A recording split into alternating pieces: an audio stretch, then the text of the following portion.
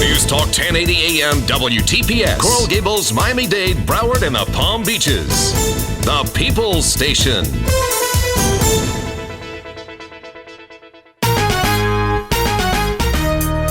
It's the Robert Henderson Jr. Show, featuring Robert Henderson Jr., certified financial planner and president of the Henderson Financial Group. Understanding money. It's all about the money. Understanding money. It's all about the money. Yeah. We're back. Wake up, South Florida. Wake up, Bahamas. Wake up, world. Jacksonville, Chicago, Dallas, New York, California, Atlanta. Yes, we're streaming live on the internet.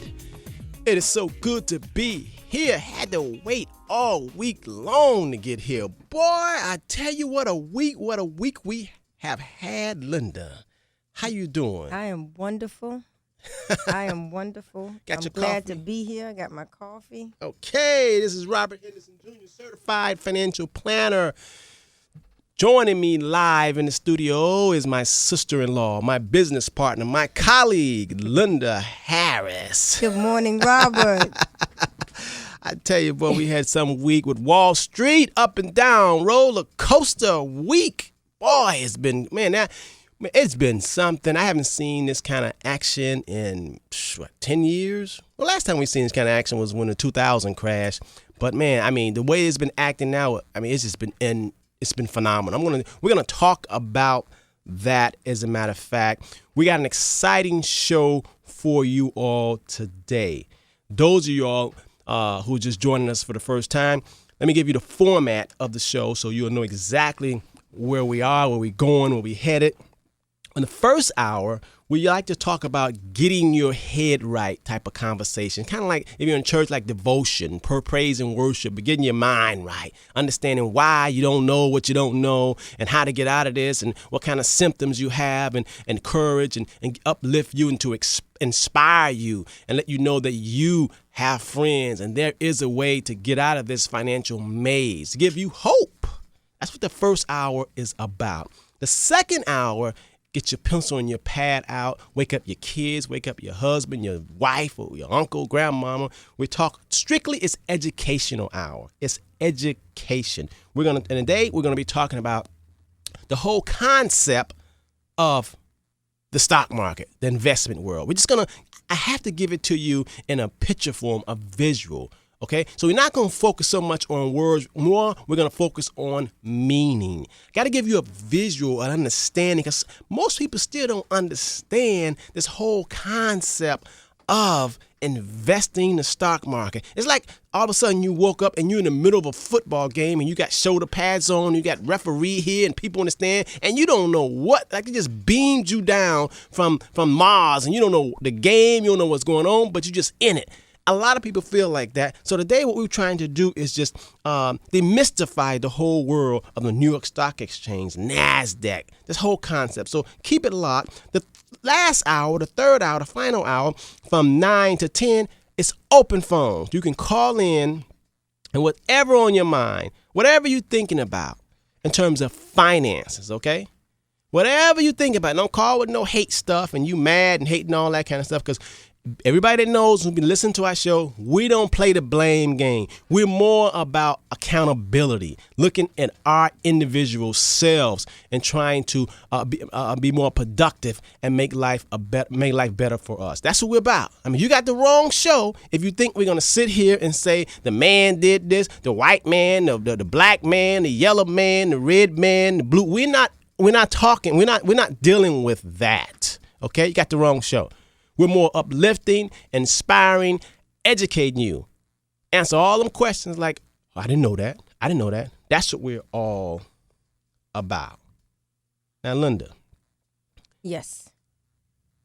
I've never seen a market like this, Robert. In the morning, it's up, or shall I say down, 200 or 300 points. And by the day's end, it's closing up 15 points. Or the difference yesterday? It's that was amazing. mind-blowing. That was mind-blowing. And I know Good a stuff, lot of though. people out there, you talk about demystifying, they're wondering how, why, what makes it drop. And then at the end of the day, it's back up.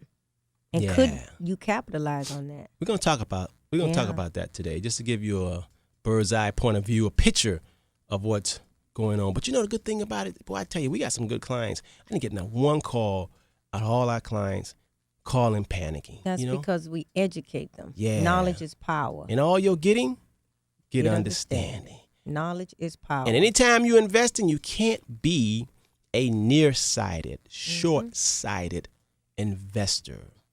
You have to be able, be nearsighted, but you also have to, the power is in being farsighted, being able to look down the line, being able to look into the future, being able to plan. That's where all the power is. You got to look in the mirror and say, who are you, the turtle or the rabbit? Absolutely. And we all know who won the race, right? Yeah.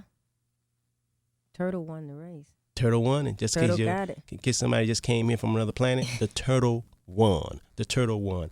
Lynda, why don't we just give them a little background so people who are joining us for the first time to know who we are and what gives us the right and how are we supposed to know so much? Two black talking heads.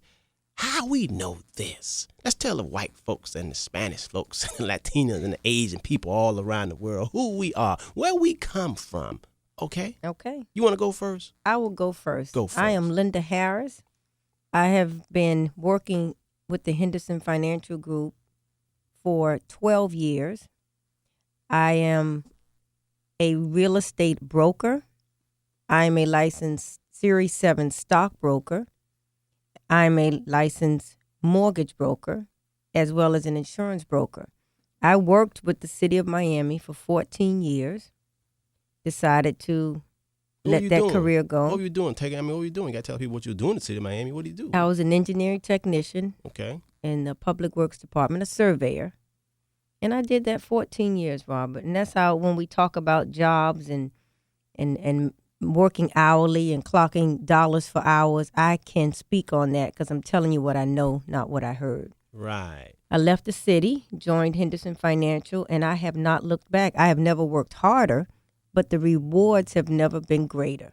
So you feel you work harder now than when you was working at the city? Absolutely. You kidding? Absolutely. The hardest part was traffic. Well, when you work at the city, When I that was the working hardest at the part? city, that was the hardest part. I guess after 14 years of being there, I guess you kind of knew how to do your job blindfolded, right? Absolutely. I can do an 8-hour job in 2 hours. And the rest was, just dealing with the different personalities. What, it wasn't fulfilling? Why'd you leave? No, it wasn't fulfilling. What do you mean? I mean, you was getting paid nicely, right? Getting paid nicely. But for me, the learning and growing stopped. You needed more. I needed more. Individually for yourself. Individually for myself. So ain't nobody make you mad. No, wasn't mad. You could've- Now, I had my little struggles. Now, don't get me wrong. That city, county, who you know, and cronyism. But you could have stayed there for 20, 30 years. I could have rolled it out, Robert. But it was something I inside could of have you. gotten the drop. I could have rolled it on out. So, but what made you get up off that white horse, riding that horse, that pony? Every day was a struggle. Every day you fighting for your quarter an hour raise. Every day you dealing with the supervisor personality that may or may not like what you put on that day. It's a struggle anytime you're dealing with people, not just our people. So at some point, you look at yourself and you say, this person who knows less than I do actually has my career in their hands. They can actually make or break me. And you get tired of that. And as an individual, I just couldn't do it. I mean, were you anymore. living on the edge, not knowing that you could be cut? Oh, no. You very secure in your job with city county. It takes an act of Congress to fire you. You really have to be a You dodo really brain. have to be. You really have you to say, come in please. drunk, high, and beat somebody up. So they give you a chance of a chance of a chance. Then they send you to rehab Oh, after man. you come in drunk, high, and beat somebody up. That's why they call it a good job, Good job. a good benefit. Good benefit. And you left that? I left. You some kind of man. Yeah, it's not for everybody. It's really not for everybody. And it's okay. Yeah. You got a lot of people that say, okay, it's okay. So we're not making fun of you. No, I mean, but that's no. just who you are. Have you ever looked inside and say, why you? I mean, why you? What makes you you? Yeah, I stopped asking myself that. Okay, I'm Robert. I can't figure it out. Let me tell the people who just listening for the first time, I'm Robert Henderson Jr., certified financial planner. Been in the financial services business for over 25 years. I didn't stop counting now, man. Over 25 years. I'm a licensed stockbroker, licensed real estate broker, licensed insurance broker. When I say insurance broker, that means that I'm not a captive agent. I don't just represent one insurance company. Neither do I represent in terms of stocks and investment. I don't just represent Fidelity or Pacific Life or Allianz. I represent a whole lot of them because what I like to do is be able to go to the whole world and look and see what's available for me and clients so we can actually benefit ourselves and go to the next level. So I'm what you call an independent certified financial planner. I'm not a groupie. I'm not a groupie in any sense of the word on anything, Lynda. You know that? Yeah. You know, as a matter of fact, I was just talking to a client the other day and say, I'm not like in the in crowd. My little office over there, our little office over there in Miami you're Lakes. not. I'm not. You don't do the I'm banquet not, circuit. No, I'm not. A lot of the people not who on are the the so-called boards and- black diaspora, I don't even know them. I really don't. I don't know. I don't know if they know me, but I don't know them. Not saying I'm bragging about it, but I think since I'm not in anybody's pocket or nobody's in my pocket, I'm like pure independent. That's why I can say on the radio or write when I write my articles anything that I feel like writing in terms of the truth. It's not like I have to say, I can't say this because so-and-so is this or so-and-so is that. It's commissioner or he's head of this. I actually speak and write like individually. Yeah, because if you on a corporation's board and you write something that may affect that corporation itself or their subsidiaries, it could be a little touchy. So Right. you really stay away from that. But yeah, it gives you a little more freedom. You know what? They don't never invite me either. Yeah, they don't invite they don't invite me. They invite It's not saying you turned down the invitation. Right, they're You like, just never got You know, invited. a lot of times they having financial empowerment seminars. Yeah. They don't invite me, They don't man. invite I mean, I guess they feel like this fool gonna tell the truth, and we trying to sell something, and he trying to awaken the general public. Yeah. And we ain't got time for no truth. We trying to do something here. I mean, it's amazing to me. So I kind of like it because then that means that I'm not in nobody's pocket or Right. somebody's in my pocket. You know what I mean? Or I'm not just propping. You know, More freedom. I'm freedom. It's total free, and I actually run my life like that. I really do. I mean, not just my business life. My personal life is the same way. But it takes a minute to get that way. It takes a mindset. Definitely takes a mindset. But see, when I was coming up, I really was just trying to find answers. Even when I was studying stocks and insurance and real estate, they teach you how to deal with the general public and how to sell. But I didn't get my licenses so I can go out and sell to the general public. Every license I got it because I wanted to first become wealthy. Isn't that amazing? I did not get any license that I have so I can go out and push product. Help. And I really didn't. First, I needed to help myself because I was broke. I'm like, hold on, man, I got to get me some money, so I got to learn this stuff. And in learning this stuff, I was studying it and reading, taking classes, and it was like self-study. I was doing that, and then I said, I know this stuff. I might as well go take the exam and get a license. And So then, you pretty much tested out the products and services before you sold them. Exactly. But first I had to sell them to myself. Absolutely. And I had to say, no, this is not right. This is not good. I know they tell you to sell this to the general public, but I wouldn't buy it. So let me get to the products and things that are out there that can help me, get to the next Absolutely. level. And that's the way I am right now.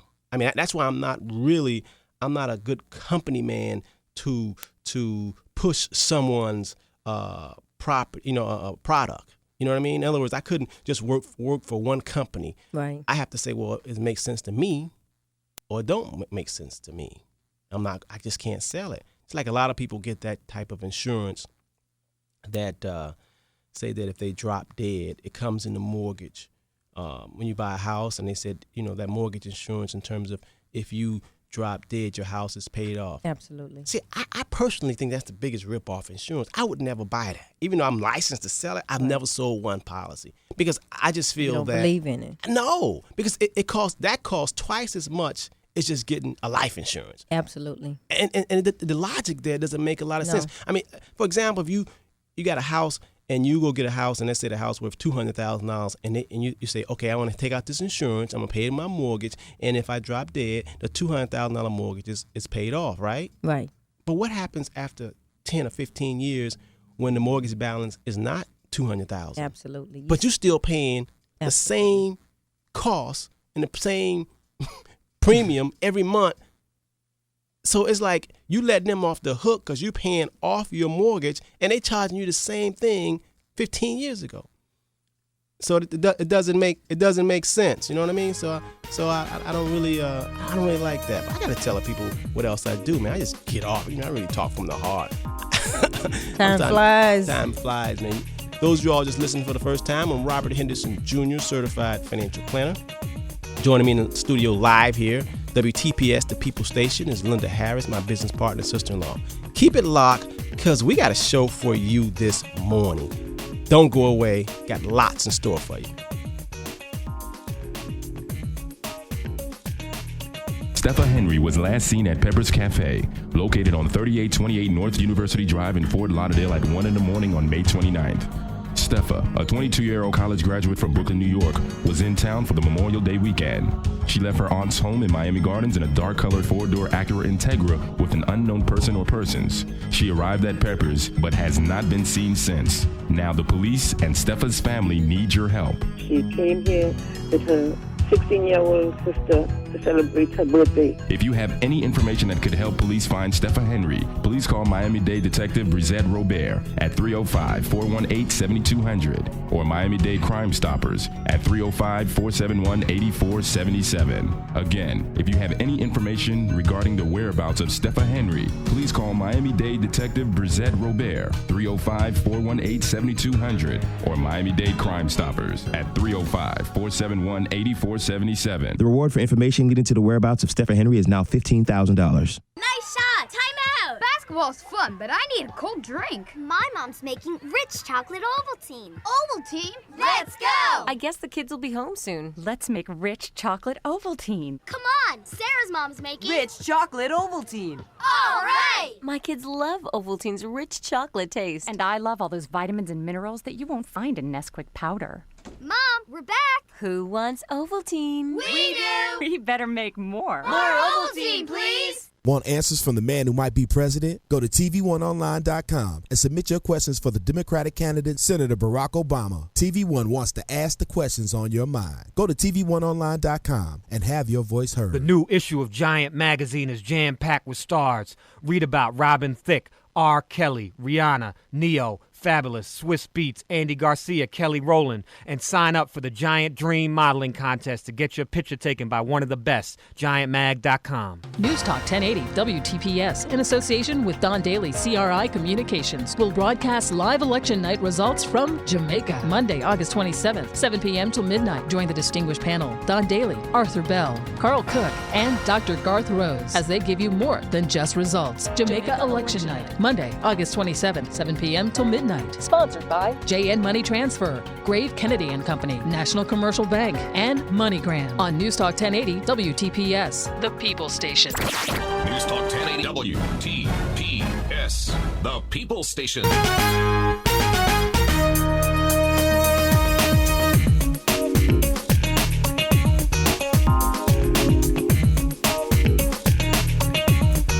Understanding money.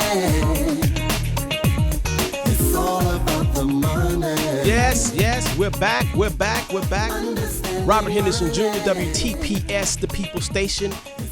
We're live in the studios, WTPS, 1080 AM. Yes, that dial is 1080 AM. We're live also on the internet. Let me finish telling the people about myself so they'll see who this talking head is. Okay. I'm a CFP, certified financial planner. And the difference between a CFP and someone who calls themselves a financial consultant or a financial planner is visual. Like a white belt in karate is a financial planner or consultant, and a black belt in karate would be a certified financial planner. Yes, I am a certified financial planner. It means that I have went through a lot of rigorous studies and exams and tried and just had to fight my way every aspect of the financial world. Tested, tried, whipped over 20 years in doing this stuff. So I know exactly. I can talk on a lot of aspects of a person's financial life and business life also. Because experience is important, but knowledge and book knowledge is as well. You got to talk the talk and walk the walk. You know, every year, like every 2 years, I have to be recertified. Right. You know, I have to take tests, pay a lot of money. You know, it's all about money. Mm-hmm. You know, and then and that's in all my licenses, even mutual. I mean, even the stockbrokers. You know, I have to continue to take tests. It's not like I can, you know, get a college degree and then you don't read anymore. Yeah. But we got to take money laundering. They keep changing exams rules and they change the rules and the new laws. Yeah. So not only investing and channeling and helping people and helping myself also, because I don't recommend any investments that I ain't investing in myself. There's nowhere in the world I'm going to recommend you buy a certain investment if I ain't buying it. I mean, if it's that good, that means I bought it. Right. Trust me. I'm not, it's not. So you share in the profit as well as the downfall if it goes up or down. You can speak on it as well. Yeah, I really do. That's why I take it real personal. Right.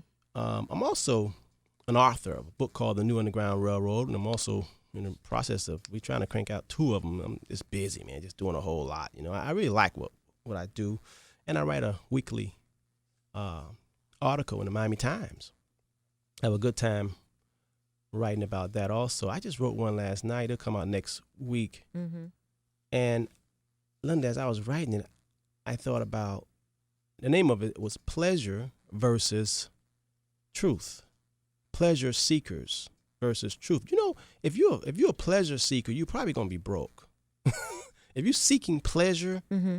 and that's your number one thing is seeking pleasure, it really distorts your ability to see clear. Because if you're thinking and you're using your 5 senses and you just want to feel good, oftentimes the feeling good leads to financial disaster.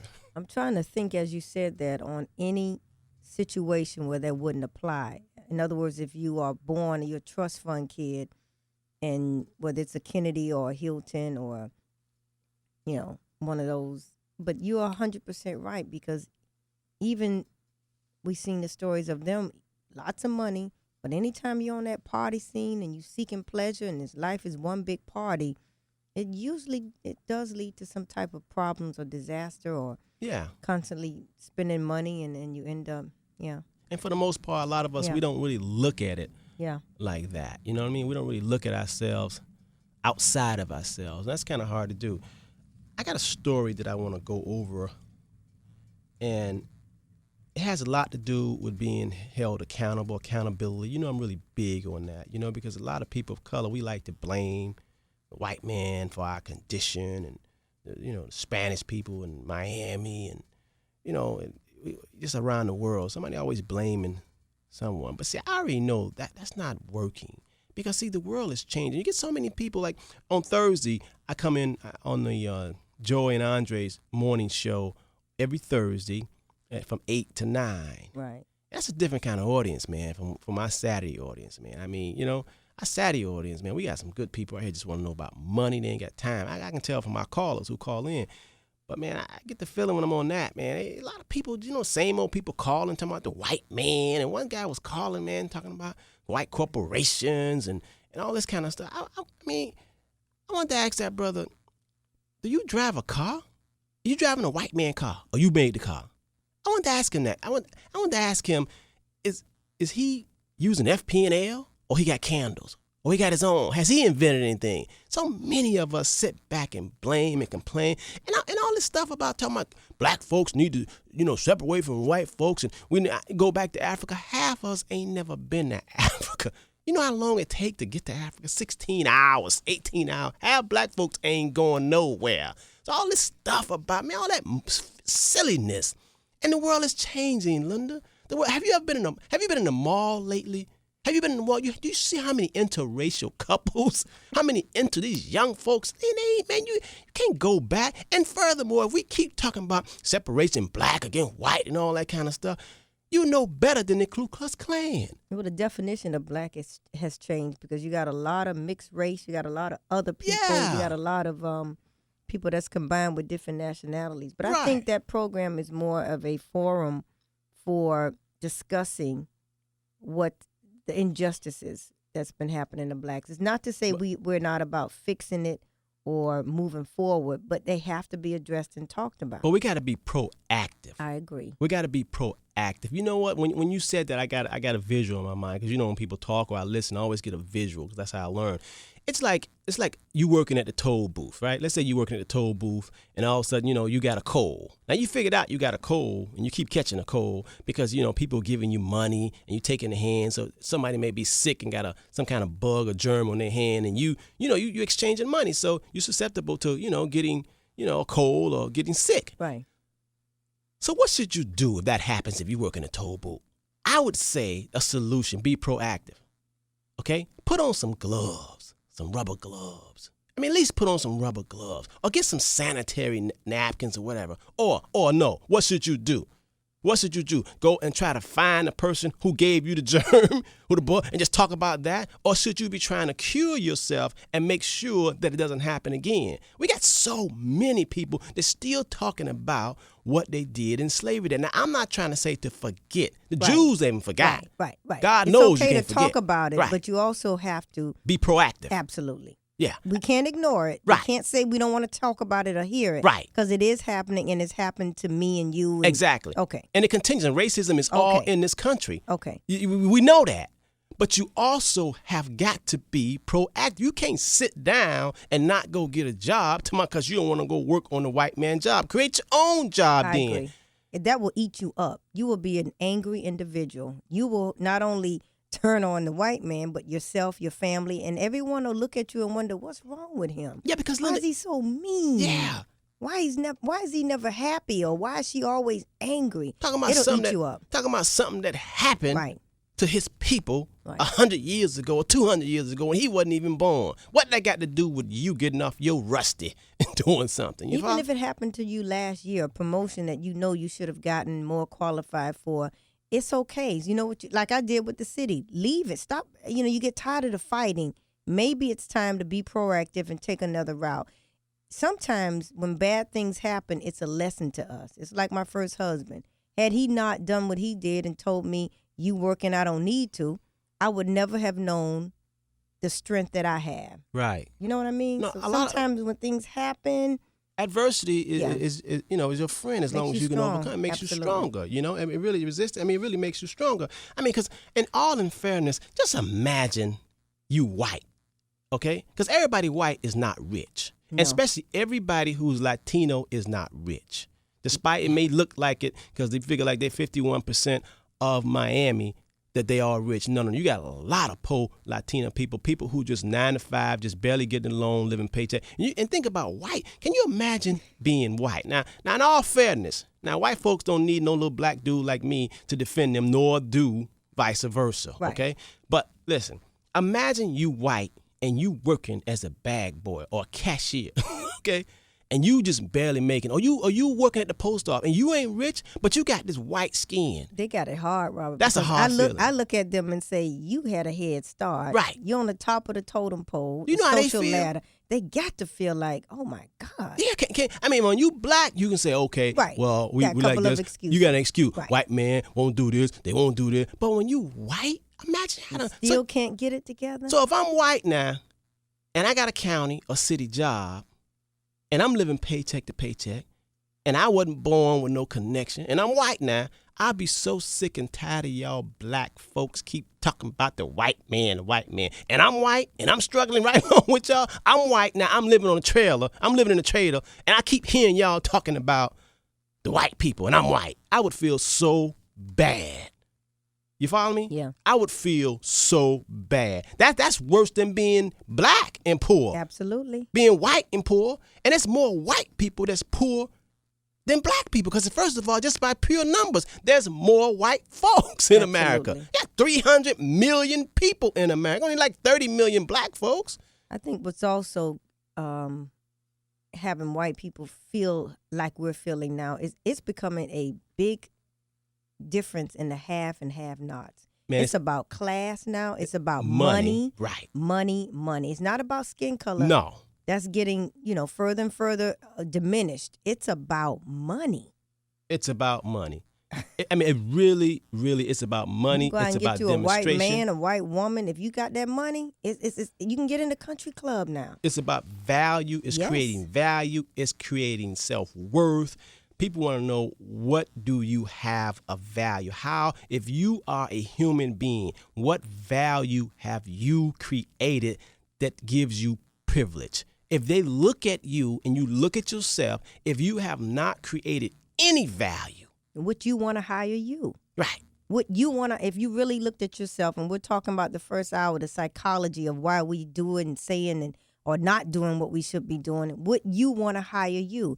If you're someone that's always angry, you don't even know how to save your money, you've been working on a job 15, 14 years and can't get your hands on $5,000, would you want to hire you? Yeah, think about that. Let's talk about that. Here you've been working. Can you imagine working 10, 15, 20 years on somebody's job and paying everybody?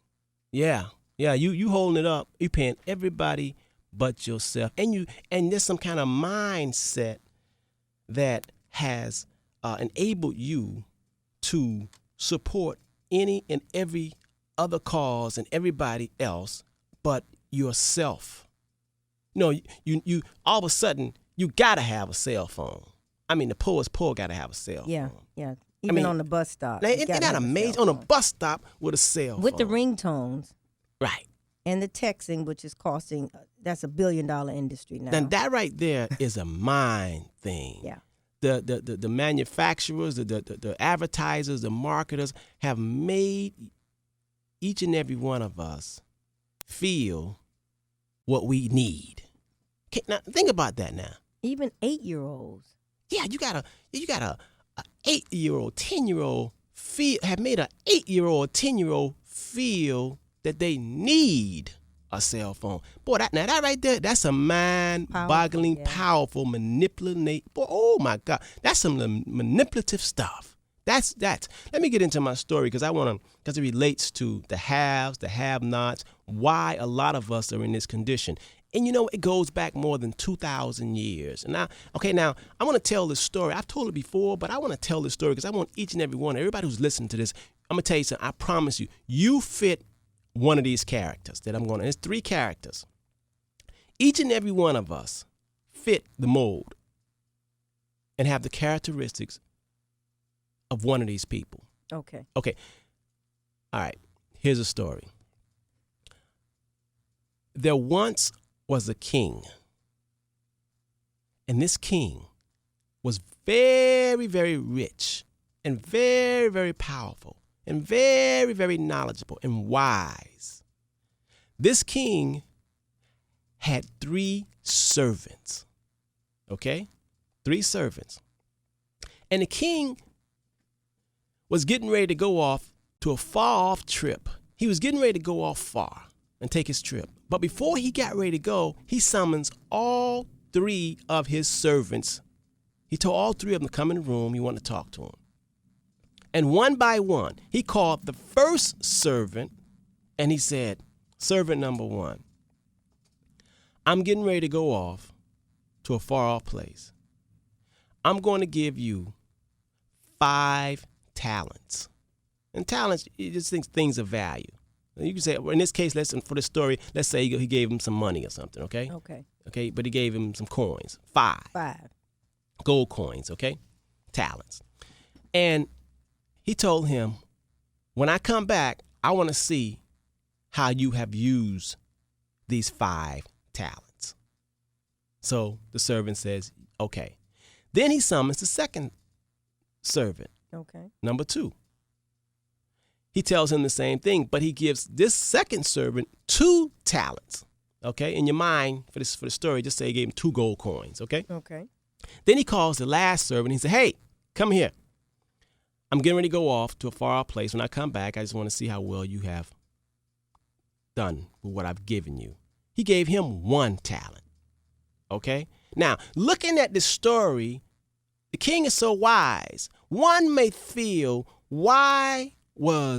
since he had 3 servants that was loyal to him and believed in him, why did he give 1 5, 1 2, and 1 servant gave him 1 talent. Seems to me, looking at the story on the outside, he should get everybody equal. In other words, it's like, why everybody not rich in the world? Why everybody don't have the same amount of money? Okay, Sam, because I want you all to see where I'm going. But you know why he didn't give each and every one of them? Why? Because the king was so wise. He knew the ability of each one of his servants. Think about that. He knew the ability.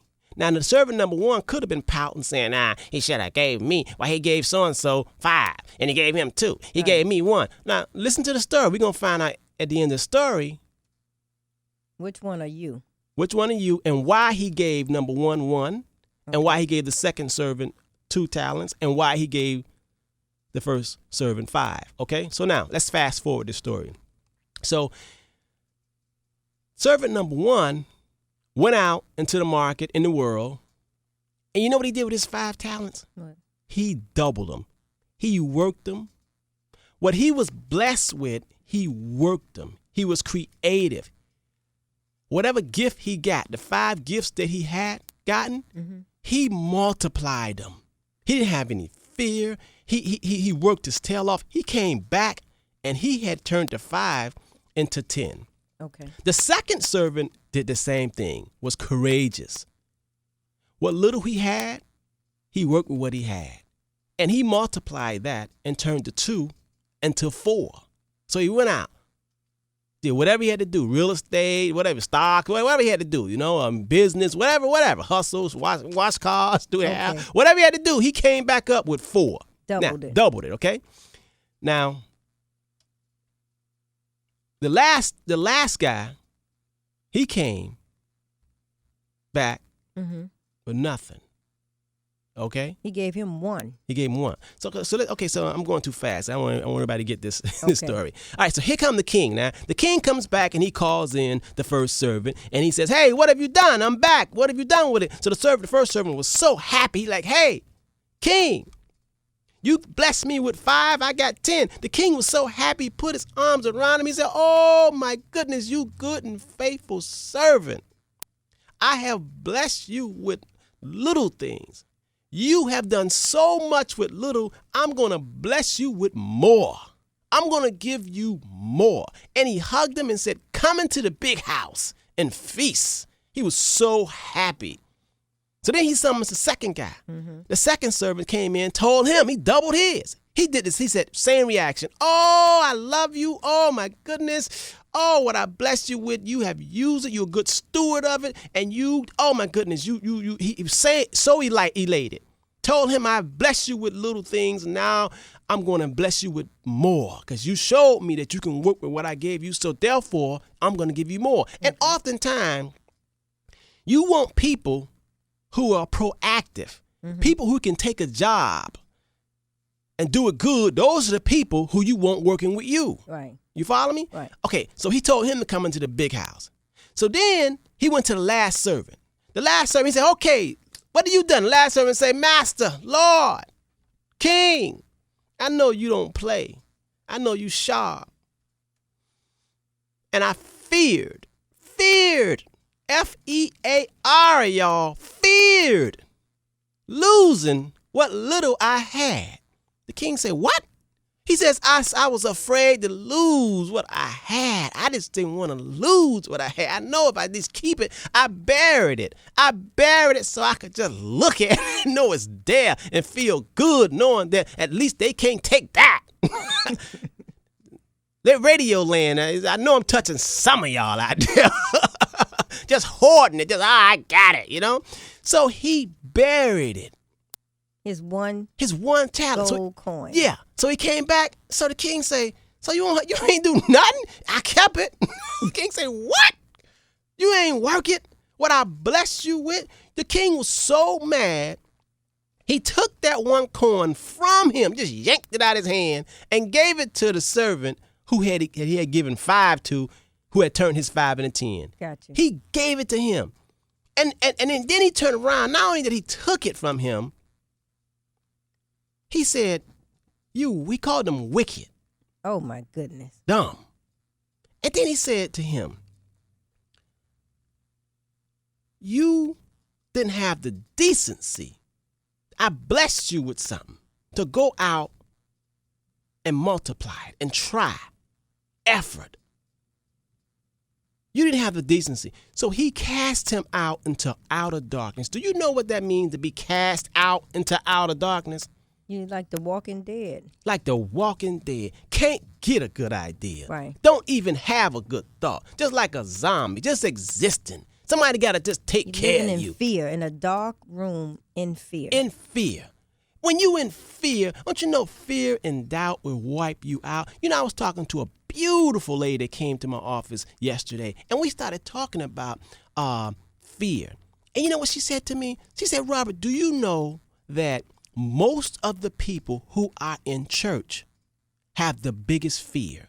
She said the people who are worldly, who don't even go to church, they take more risk than the people who worship every Sunday and supposed to be close and knowing the principles of God. She said they are more afraid. I can believe that. They're feeling that the Savior, the afterlife, the by and by will take care of them. They don't have to take But risk. look at this I story. don't have to multiply. But look at the story. You know where I got this story from? The scriptures. It's in Matthew's. It's in Matthew's. This is a scripture. This has been written over 2,000 years ago. But let's talk about this economically, because a lot of people fit either the one or the servant or the second servant or that last servant. Absolutely. A lot of people. And now let's think about this. People, and I'm going to take Bush and them read. That's why a lot of people in the Bible Belt, that's why they ain't down with all that stuff. They feel like blessed are the people who have, for they shall have more. You ever heard that? You haven't used that? Absolutely. You heard him use that term? Absolutely. You heard Bush when he was campaigning after he won. He says, "You all are my base." Right. See, remember he was saying that he had his tuxedo on. You are my base. You are my base. Right. He said, in other words, you all count. The entrepreneurs, the people who try. That's why capitalism. That's why each and every one of us supposed to try. And that fear is not a good spirit. Fear is an ingredient for lack and poverty. If you scared, you can't even play the football game. You can't even play in the game because you scared. You can't even get on stage and perform. Absolutely. If you fear will wipe you out and stunt your growth. Fear is the ingredient to lack and poverty. You look at somebody who walking around and broke, busted, and disgusted. I show you somebody who's scared. See, Lynda, when you was working with the city and you was an engineer and you had a good job and good benefits and you know how to do that. Right. See, you was okay. They was paying you every 2 weeks. Absolutely. But see, you didn't have that spirit of fear. You actually went out here and went cold turkey and say, man, you could do better. You was bored. You wanted to learn more. You wanted more. You wanted to be fed multiply. More. You wanted to multiply. I didn't want to just sit still for what they were giving me every 2 weeks. And see, a lot of people are like that like that servant who got one talent. Let's talk about why didn't all three of them get the same amount? So let me tell you something. Okay. Each and every one of us, see, the creator of all things. Now the king represent the creator of all things, represent the universal law. Okay. Just things and stuff. You can call it Lady Luck, any name you want to call it. Anyway, you can call it any name you want to call it. But a fool and his money should surely part. A fool and his money should surely part. The whole system, just life itself. You call it anything you want to, jinx, Lady Luck, the creator, whatever you want to give it.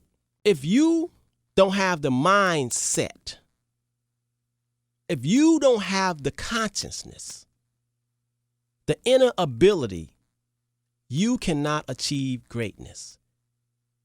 If you dumb yourself down, if you are afraid, you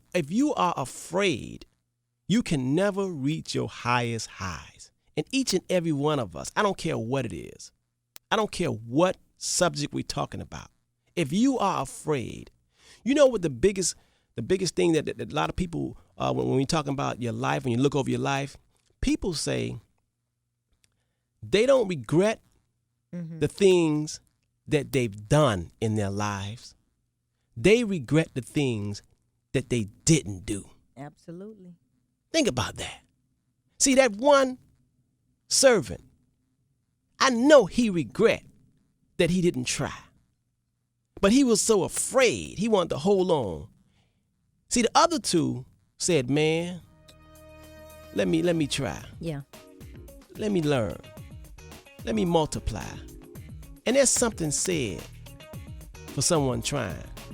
You know the universe and the powers, invisible world, luck is not allowed to help any of us until we have tried all and done all we could do. Gotta get in the game. Keep it locked. We're talking about the mental aspect of us. We come back, we're going to examine and think about and take a look at yourself. Which one are you? Listen to Robert Henderson Jr., certified financial planner. Lynda Harris, my business partner, live on WTPS, the People Station. It's all about money. We'll be right back at 7:45.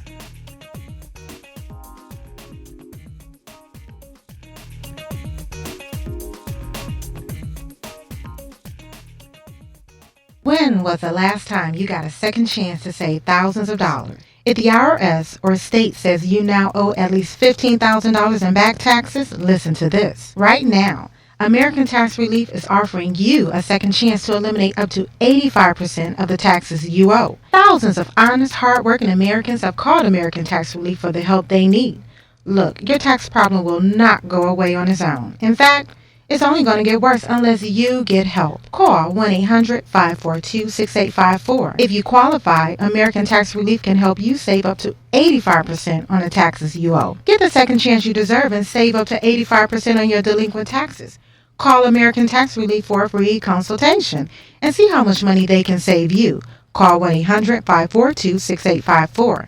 Your call is confidential and there's no obligation. Right now, call 1-800-542-6854. That's 1-800-542-6854. The South Florida Water Management District will host a business-to-business forum to enhance and promote the number of small business enterprises with whom the agency and its prime contractors conduct business with. The forum will be held on Wednesday, August 22nd from 5:30 until 8 p.m. at the Nova Southeastern University Wayne Huizenga School of Business and Entrepreneurship, 3301 College Avenue in Fort Lauderdale. The business-to-business forum will feature workshops on how to network and how to market your business to the South Florida Water Management District and its prime contractors. In addition, a powerful power networking session with the contractors who are currently doing business with the agency will be held. District representatives will be on hand to advise your firm on how to conduct business with the South Florida Water Management District. For additional information about the forum, please contact Tammy Moore at the South Florida Water Management District at 954-713-3200 or Pamela Adams at the Adams Consulting Group at 954-764-8500. Weekdays 6 to 10, make sure you wake up and have your daily breakfast with us. News Talk 1080 WTPS.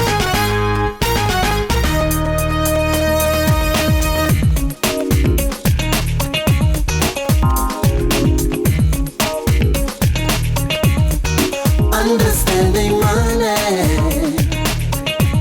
It's all about the money. Understanding money. Yeah, we're back. It's all about the money. It's nothing funny. We're talking accountability. What servant are you, ladies and gentlemen? Are you the first servant, the second one, or that last servant who feared? He was afraid, feared. And, you know, a lot of people who are afraid, they mad too. Oh, yeah. Mean. Because they look around, especially if they're around fearless people, and they see how the fearless people are. Life is a little more exciting. The rewards are coming in. Man, fear will stunt your economic growth, Rob. It will stunt you, shut envy. you down. Fear brings envy. Oh, yeah. It brings jealousy. It brings deceit. Yeah. It brings suffering. It brings hate. All that springs forth from this thing called fear. Yeah. You know, you got to ask yourself, what are you afraid of? And then once you ask yourself, then you go conquer it. You say, nah, I ain't going to let it take me down. And usually a beautiful thing happens when you try, even if you fail. Yes. Because once you've tried, you know not to go that route again. And it's a growing process. You're able to speak more on things and events because you've tried it. You're not just sitting on the sidelines and conversation going on around you and you looking like, what? Because These people have done it. They got in the game. They can speak on it, as opposed to you sitting on the sideline, haven't done anything but your 9 to 5, which is fine. But stop complaining. Get out of the way and stop envying the people that's fearless. And you're exactly right, Lynda. You know, I failed at more things. I felt so many ventures, so many things. I fail. But I done tried so many times until my successes have benefited me more than my failures. I know actually my failures actually have benefited me more. Absolutely. Has made me stronger. Just stronger, and you know and stronger. not to do that anymore. I know not to do that. You can share the knowledge. You can guide people into, no, don't take this route because this is what happened to me. You're right. And I ain't talking about what I heard, right. What I've done. I'm telling you, not what I heard, what I've done. No textbook stuff now. Nothing out of the textbook. Real life experience. And that's who you want to listen to, people that's done it. Because the brother that came in yesterday, Robert, it was a beautiful thing. He came in. He said his wife loved Coach purses, Coach wallets, Coach keyring, Coach shoes. Yeah. He came in and said, I want to buy shares of Coach. He opened up an account on the spot. He said, if my wife spent any more money on Coach, I need to be part owner. And where he drove down from Boca? Lake Worth. He drove from Lake Worth. Matter of fact, he say he listens on Thursdays. And exactly. He heard me on Thursday. And he came down from Lake Worth. He did. He said, Coach. That was a beautiful thing. And we looked up Coach, and we looked at it. And man, let me tell you, Coach yesterday went up 2% just one day. You know, I mean, it was actually back in March. It was trading like $50 a share. You know, and then and over the last week or 2 weeks, you know, it dropped down considerably. You know, I mean, it was at $48 and then it went down to 45, you know, it dropped. Anyway, it was down to actually $41 a share. Okay. And then it went up to $44 a share yesterday. He wanted to know how many shares could he buy. And we explained it to them. But you know what? If you look over the last 12 months, what was Coach selling? I'm looking on the computer right here. Do you know back in August of 2006, Coach was selling for $27 a share. Of 2006. Last year. August of 2006. It was $27 a share. That's like putting in $2,700. And today, the $2,700 is worth $4,400. That's a heck of a return. You follow me?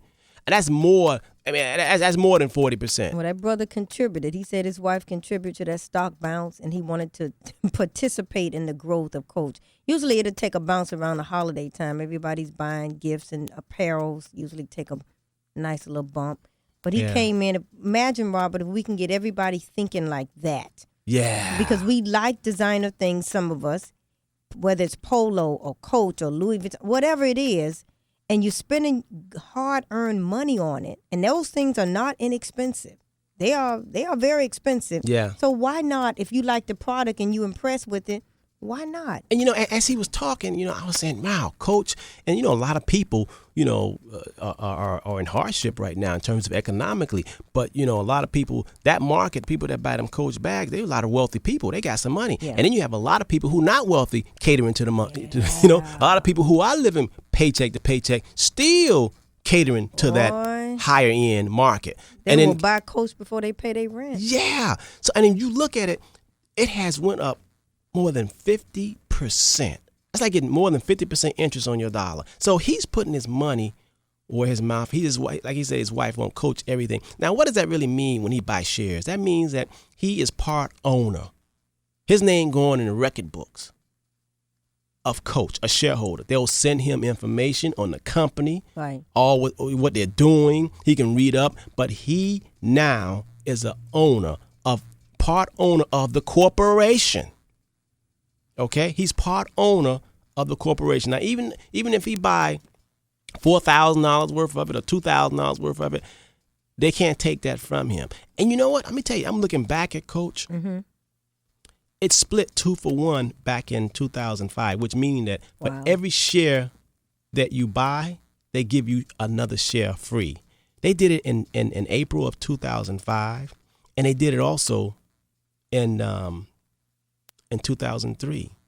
They have excellent brand loyalty because some people grow up, some little girls see their mothers with Coach, and the loyalty to that market, whether it's Coach or Chanel, is phenomenal. So that's a stock that actually that was has good. Enjoyed good growth. So we enjoyed talking to him. He Yeah. came from far, he took a little drive, and we educated him, and that was pretty good. So that's his anniversary gift. And that made me feel good. Yeah. That really made me. We need more of that. That's Equity, the mindset. ownership, Yeah. ownership. Now, he don't have to go out and start a Coach. He don't have to compete with Coach. So you don't always have to go out and start. You can get on the bandwagon. Yeah. So many people saying, hey, let's go and compete with him. Let's go. No. You can get on the bandwagon. It's free. That's the whole thing about capitalism and free enterprise. Now, when he opened up his account, he gets an account number. The account number don't say whether he black, white, Spanish, or whatever. Now, his name could, but he had just a regular name. But they don't really care about that because on Wall Street, they ain't looking at name. Everybody is a number. You identified with a number. And when we asked that brother, why haven't you done this in the past? He really admitted fear. Right. He said listening to people who's not demonstrating. Listen to people who never had any stock, never bought any shit. Yeah. And he said he heard us on the radio, and now he ready to make the And commitment. he coupled that with, I know my wife buy Coach now. And common sense kicked in and said, wait a minute. If she buying Coach like this, other people are doing it. I need to jump on the bandwagon and lose fear. He admitted fear, ignorance, and listening to people who's not even doing it. And that takes us back to the story that we just talked about, the servants. See, all of us are servants. Trust me. All of us are servants. What kind of servant are you?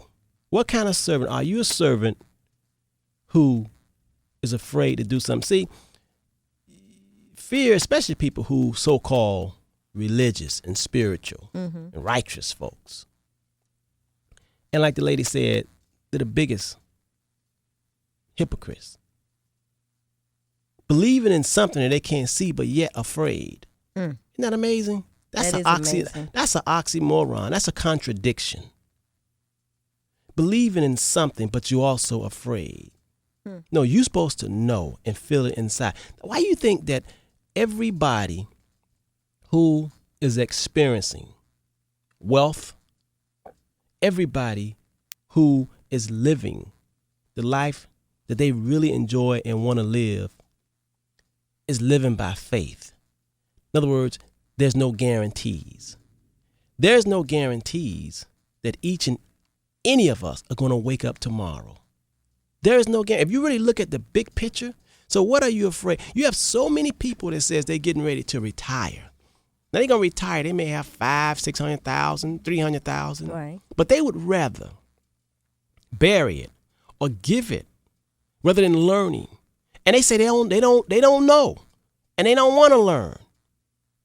They'd rather leave it with the companies that they've been working with. They'd rather leave it with those companies. And if you leave it with the company, if you die, every dime of it going back to the company or going to the state. It's not going to your loved one. So that's a risk itself. I think a lot of people, in my opinion, are afraid. It seems overwhelming, which is why our show is so important. It's this whole financial industry. The terminology is intimidating. It seems overwhelming. But if you just chip away at it, just learn, just turn on that CNBC. Page by page. Page by page. Ask a lot of questions. Demystify it. Right.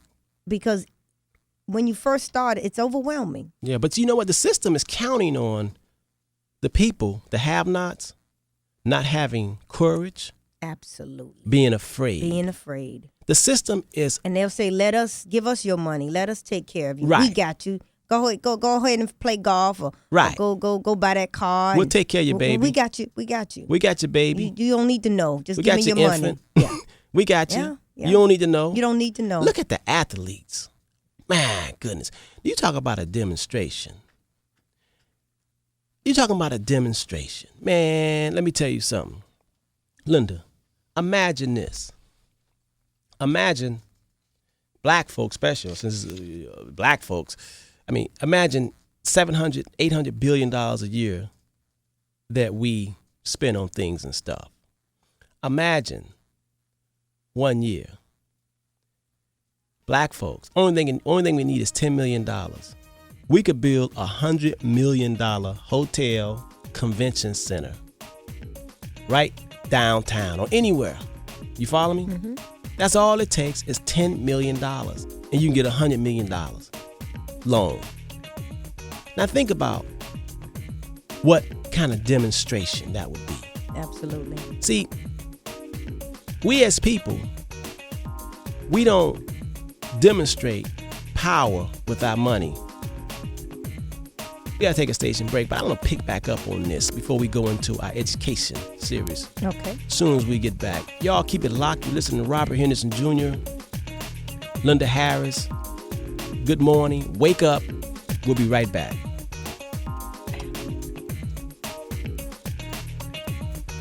Understanding money. It's all about the money. Yes, we're back.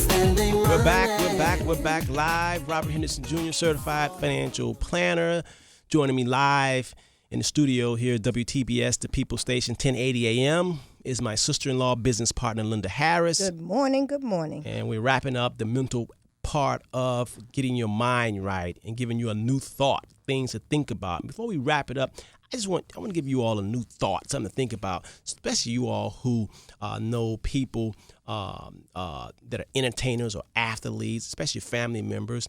Also, I want you all to understand why it's so important that each and every one of us work on ourselves to amass wealth. We have to do it first. You have to demonstrate. Each and every one of us have a duty. Now, imagine this.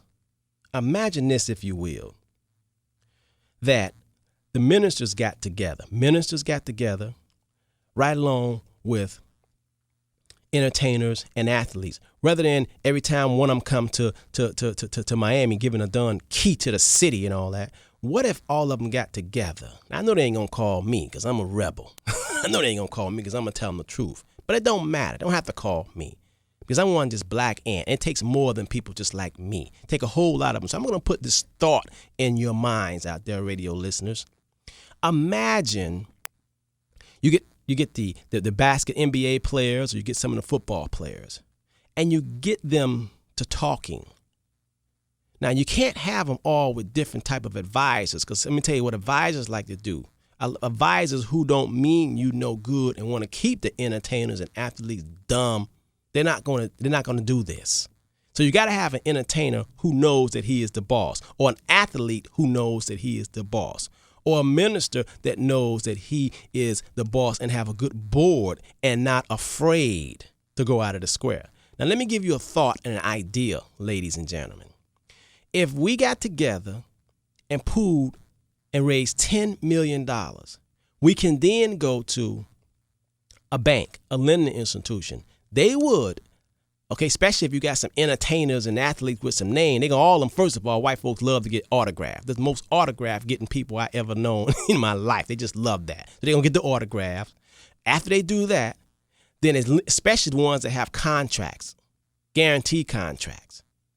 You get $10 million. Now, I'm not trying to say for nobody to give no money away. We ain't talking about, because in that story that I just talked about with the 3 talents, you got to earn things. You got to make something happen. So an entertainer, athlete, ministers, I'm not saying give money. Even when you're talking to your parishioners, we're not saying just give it. We're saying invest it. If you came up with a little measly $10 million, why I say measly? Because I'm going to tell you something. Black folks, we spend $700, $800 billion a year on things and stuff, cars, stereos, TVs, movie, clothes, on stuff that don't really matter. So economically, imagine this. $10 million, the banks lend $100 million. Now, they lend $100 million to build a structure. It could be in Miami, New York, California, wherever. I don't care, somewhere on the planet. They build $100 million structure with a convention hall. Now you don't have black folks coming in, going to South Beach, where they're going to have 1,000 Army riot police officers ready to bust them in the head if they just even get out of line. Now you have it in the community. You have $100 million beautiful structure. Okay? Then you have the city because you have to have police. Politically, you have to have the infrastructure. You have to have the police protection. I don't care if you black or white, green or whatever. Nobody is going nowhere where they feel they're going to get robbed and hurt. Nobody going there. So as you designate an area, you come up with $100 million. Bank will finance it. Now, what will that do? You build a structure, convention center. Okay? Not only convention center, you build a hotel there, couple of hotels. Now, how is it going to make money? You get the National Black Bar Association, the NAACP, all the church Christian, all the church groups. You get all the black firefighters. You get them flying in and coming in to Miami every year. The hotel, the convention center will be filled up. You got a concert hall, whatever you want to, a teaching forum. Now, what will that do? What impact will that have? First of all, if black folks got that much sense and that much vision to do that and take some of that $700, $800 billion and direct it like that, that's going to send a rippling effect throughout the world. Because then they will say, oh my goodness, the giant has awakened. The sleeping giant sleeps no more. He's realizing his power. Now, you know we got a lot of showbiz. We get Venus, Serena, get them all coming down. Magic, you come down too. We get them all come down and hyping this thing up. You know we got the entertainment world, okay? We get the entertainment. White folks coming in there, now they ain't thinking about no black folk. They doing the same thing they do with them Indians in them casinos. Value. Ain't nobody saying they not going to Hard Rock because they Indians. People say they going there because the place look good. The security is there. There's something, they're gambling, chance or whatever. But we can create that same thing. And you know what that would do for children, generations to come? It would give them a high self-esteem. They would feel, black people would start feeling good about being black. They would start feeling good about being members of a winning team. Not just members of a losing team, but a winning team. All that selfishness will start to go out of the door. We will start to know and learn and see that we can conquer a lot of things if we work together economically. I'm not saying a handout. Now, for the people who put in the $10 million, can you imagine the legacy? Can you imagine how much money they will make?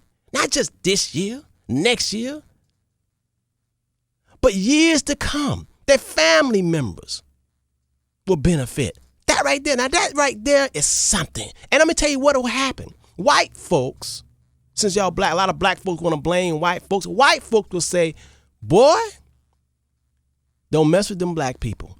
They got power. And then you start to see your friends come out. People will start wanting to relate to you and deal with you and work with you. Because then it ain't about no color. Then it's about that green. That's all I got to say about that thought. But will it happen, Lynda? It may.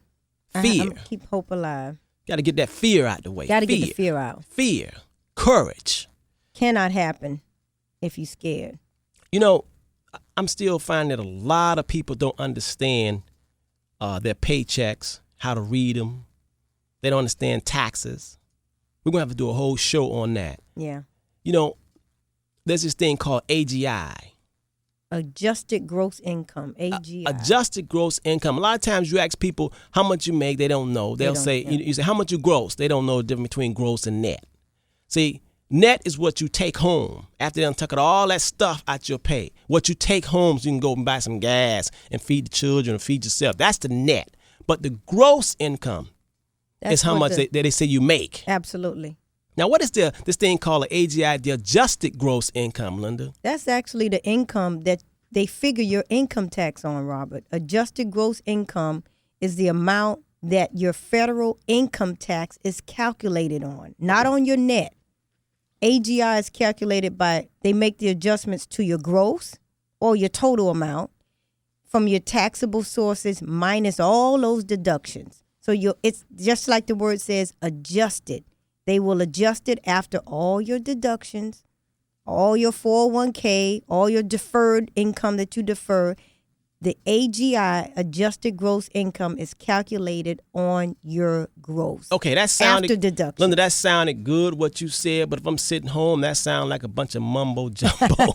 Let's walk it through, okay? Okay. Let's walk it through. Let's say, and let's come up with a little nice figure. Let's say that I make $40,000 a year. In other words, that's how much my employer is saying that I grossed. Gotcha. $40,000 a year. That's not what I put in my pocket, right?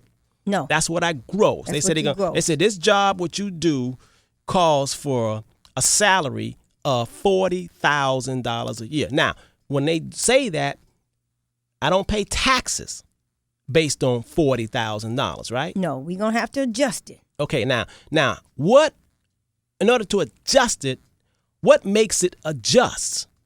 We are going to adjust it by deducting all of your taxable deductions. Okay. I'm not talking about your child support. I'm talking about your taxable deductions like your deferred comp. Okay, let's walk that through. Okay. So let's just say if you make $40,000 a year, nobody wants to be taxed on $40,000 because you'll be paying too much money. Absolutely. So the idea is, even though you make $40,000 a year, is to try to get your taxable figure down. Absolutely. Now to get your taxable figure down, because if you pay tax on, let's say you pay 30% taxes on whatever money you make. So if you make $40,000, just doing the simple math, if they're going to take 30% of your $40,000, that's $12,000. Absolutely. Right off from the bat. So if you don't have no little strategies to adjust your taxable income, then they're going to tax you on the $40,000. Now, in order to avoid being taxed 30% on $40,000, they let us come up with these little secret weapons. Absolutely. Little write-offs, adjustments, so we can not be taxed on 40. They'll say, okay, first of all, you're going to claim yourself. If you claim yourself, then now instead of being taxed on $40,000, we're going to take off, let's say, $3,200. So now you're not taxed on $40,000. Now you tax on 20, let's say 37 or 36.5. Right. That's one adjustment. Okay, that's one adjustment. Okay, so now we're working. Now another adjustment, if you own a home, and let's say you pay $10,000 or $12,000 in interest payments a year, that is another adjustment, right? Absolutely. So now instead of taxing you on $40,000, you're gonna write off the interest. That's $12,000. So now your taxable income is just lowered. So the name of the game is try to put a whole lot of stuff to on your taxes to reduce your taxable amount that you're supposed to pay taxes on, right? Absolutely. And the smart people seem to be good. They make $100,000 and wind up paying taxes on as if they made $10,000. Absolutely. And it's legal. It is legal. Isn't that amazing? Adjusted gross income. What is your AGI? Well, how are you working on your adjusted gross income? What do you have? Keep it locked. It's 8:14. You're listening to Robert Henderson Jr., certified financial planner. In the studio is my business partner, sister-in-law, Lynda Harris. We're live on WTPS, the People Station. Hold your calls because we're going to talk about the stock market when we come back. Wait until 9 o'clock and we're going to open up the floodgates. We'll be right back. Understanding money. It's all about the money. Yes, we're back live. Understanding money is all about the money. Adjusted gross income. We don't want to get into that because I can talk about that all day. We're going to do that on another time, Lynda. I got to get into the concept and giving people a visual. Callers, listen, I know you want to call. I know you want to get your questions answered, your question and comment, but I want you to write them down. And we're going to probably open it up, probably a quarter till 9, okay? So we can get these questions and comments. I know a lot of people got some that they want to get it off their chest and they want to get some answers to.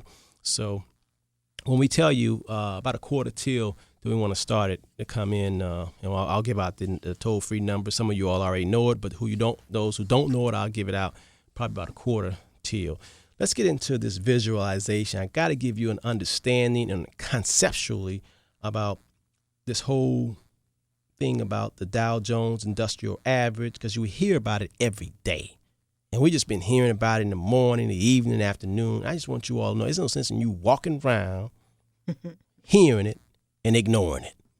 and especially commenting on it and you don't know what the heck is going on. There's nothing worse than commenting about something you don't know about. Because when you do that, only thing you do is just spread the wrong thing. And lies and falsehood can spread quicker than you know what.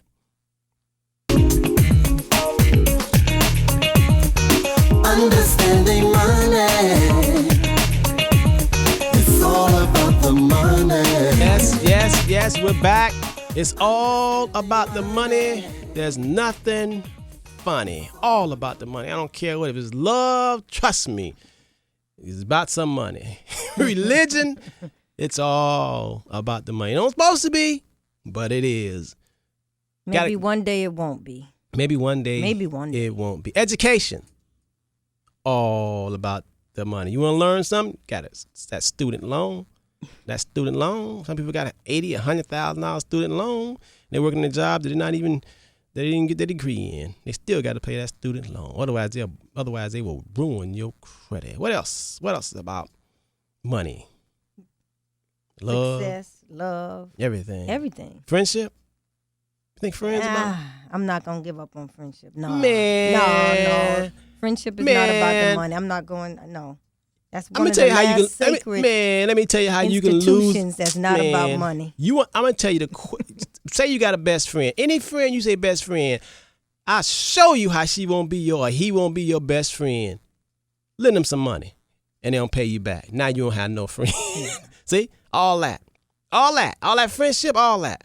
Lend them some money. If you both broke together, or borrow and some one money. of y'all come up, it kind of puts a strain as well. Man, money has so much power, which I detest it. That's why I didn't want it to just control and rule my life. I wanted to have it where I can actually make it work for me.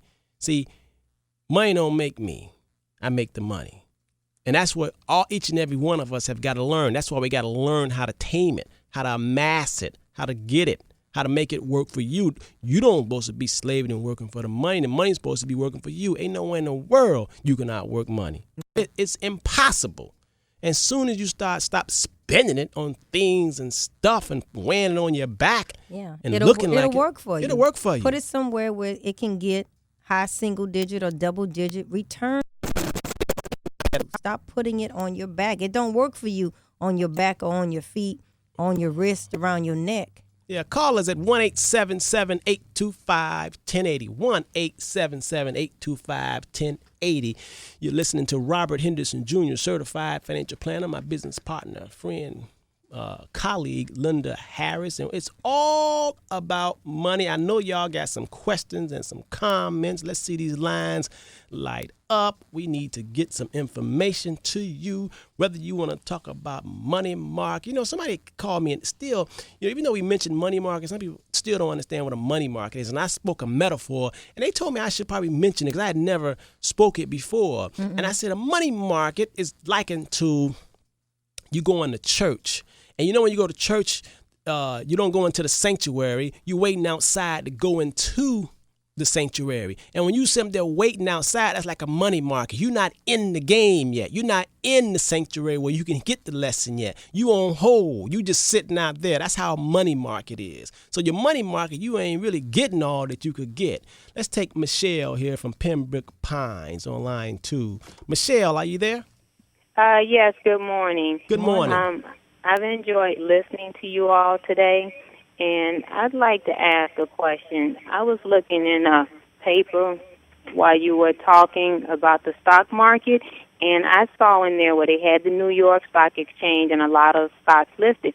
I also saw in the bottom section where it said NASDAQ and AMEX in capital letters. Yes, and I was wondering, what does that mean? Because I didn't hear that part, and I didn't know if I missed something because I went to the, restroom. Well, that's just like, you remember I gave a parable and I said North Day Middle School is like the New York Stock Exchange. Well, you also have Carroll City Middle School. So the American Stock Exchange, that's the American Stock Exchange. It's very similar to the New York Stock Exchange. It's just not a popular school or popular as the New York, but it's the same thing, okay?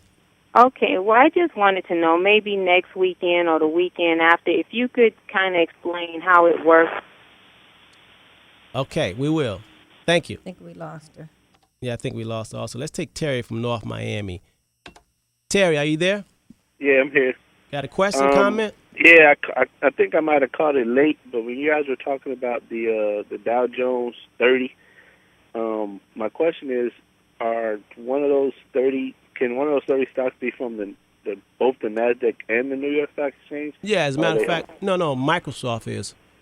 Yeah, you're good question. Very good question. Yeah, Microsoft is for. It's like, you know, when I think about the middle school and the elementary school, a lot of elementary schools, you know, like a sixth grader might be just as smart and sharp as a seventh grader or eighth grader. You follow me? So Microsoft, even though it's a Nasdaq, it is just as powerful and as good. It can run with the big dogs. It can run with the New York Stock Exchange. So they made it a part of the Dow.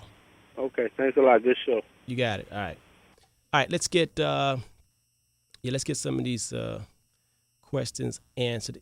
Okay, they got some good. They're coming up with some good questions. I want you all to keep it coming. 1-877-825-1080. 1-877-825-1080.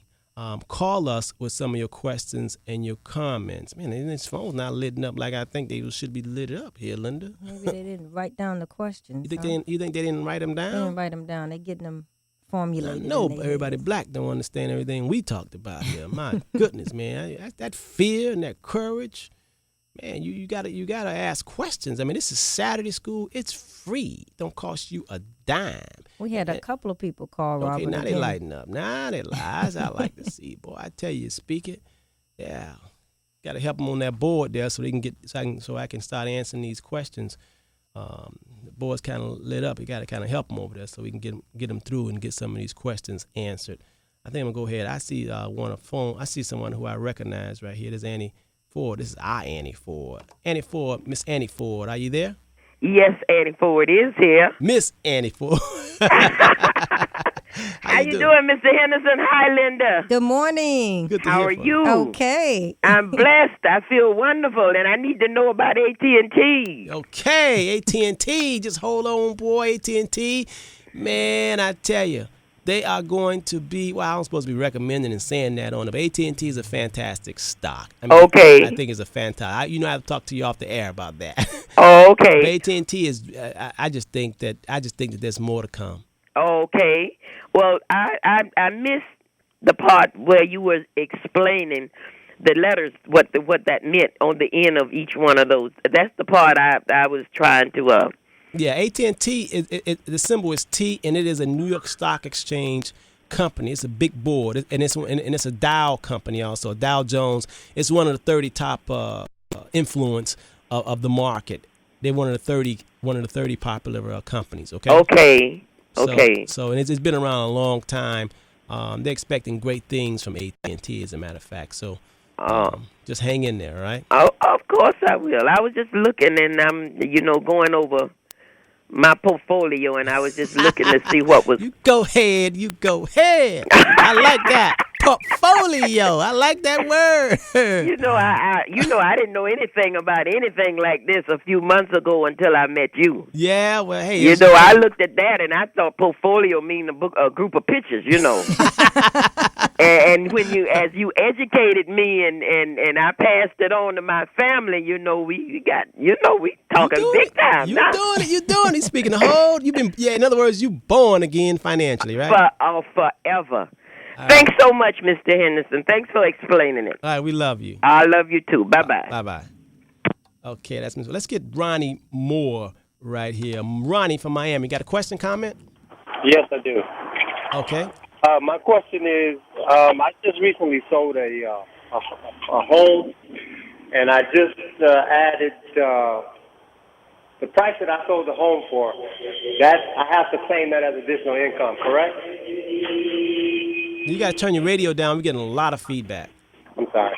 I have to add that money that I sold the home for as additional income, correct? Correct. What can I do? I mean, you were talking earlier about reducing your taxable income. What can I do to reduce that? Oh, how long have you had how long did you have the home before you sold it? Was it a year? No, 4. It was 4 years? Yeah. Okay, well, you're going to have that's good. Anytime you hold it more than a year, the taxes on it is going to be reduced. But all the startup, all the expenses, did you live in that home or was it rental property? No, I lived in it. Okay. Are you over 55 years old? Not quite.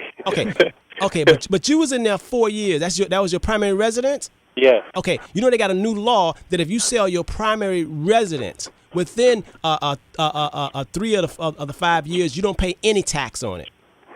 Did you know that? I claim it as additional income, but I don't have to pay taxes on it? Yeah, it's tax free. If you've been in it for that long and it's your primary residence, you don't have to pay any tax on it, okay? But as long as I report it to my tax guy, I'm good. Yeah, as long as that's your residence. Right. Yeah, right. you good, bro. You good. And it was. You good. You good, bro. Okay. All right? Thank you so much. All right. Everybody that's on the phone, do not hang up. As soon as we come back from this station break, I promise you we're going to answer all of your questions, okay? Don't go anywhere. You're listening live to Robert and Lynda Saturday morning, WTPS, the People Station, where information is power. I mean power, but it's not powerful unless you use it and apply it like Miss Good Annie Ford. We'll be right back. All right.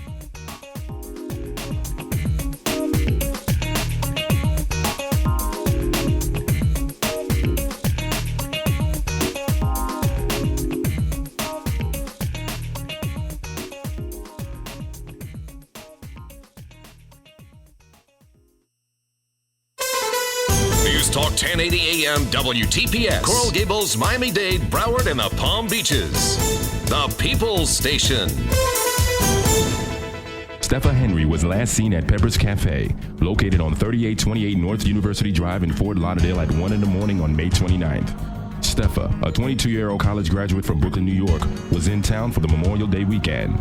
She left her aunt's home in Miami Gardens in a dark-colored 4-door Acura Integra with an unknown person or persons. She arrived at Pepper's, but has not been seen since. Now the police and Stepha's family need your help. She came here with her 16-year-old sister to celebrate her birthday. If you have any information that could help police find Stepha Henry, please call Miami-Dade Detective Brizette Robert at 305-418-7200 or Miami-Dade Crime Stoppers at 305-471-8477. Again, if you have any information regarding the whereabouts of Stepha Henry, please call Miami-Dade Detective Brizette Robert 305-418-7200 or Miami-Dade Crime Stoppers at 305-471-8477. The reward for information leading to the whereabouts of Stepha Henry is now $15,000.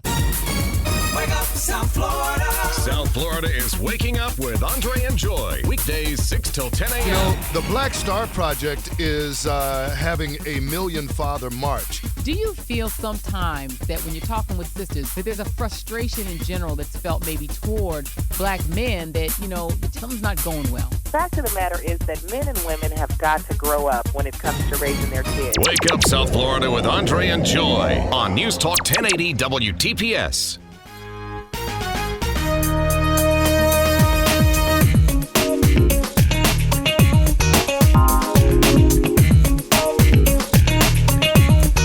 Understanding money. It's all about the money. It's 9:01 Saturday morning. Understanding money. It's all about the money. Let's take these calls. Let's get them out the way. We got Cool Carl here calling from West Pine. Cool Carl, how they treating you? Yeah, man. You okay? Know what? You treat me right all the time, my brother. I call you every Saturday morning. You sure know do. What? You should have told me like this.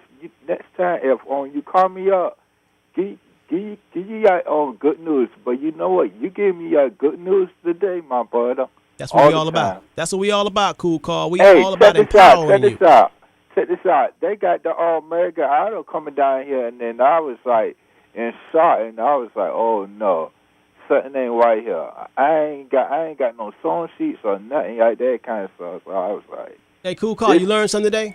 Yeah, man, about Coca-Colas, about the house shoes, about on everything, my brother. Elementary school, can't forget those now. Yeah, that kind of stuff. But you Preschool. forgot one more. What about that story? Well, hey, Cool Carl, what about the story we was talking about at the top of the show when we was talking about the 3 talents? Did you learn something about that? Ooh, Which one are you? Scotty got coached anyways, but you know what? Hey, which one are you? You the first servant, the second servant, or you the last servant? They got the one talent. What'd you do? What do you call? I take on all of them anyways. You all of them. Carl, cool Carl. Got to get these lines. Much love to you, man, and keep hope alive. You too, my brother. You and know you what? make sure. Keep up the good work. Hey, your grandma and them taking care of you?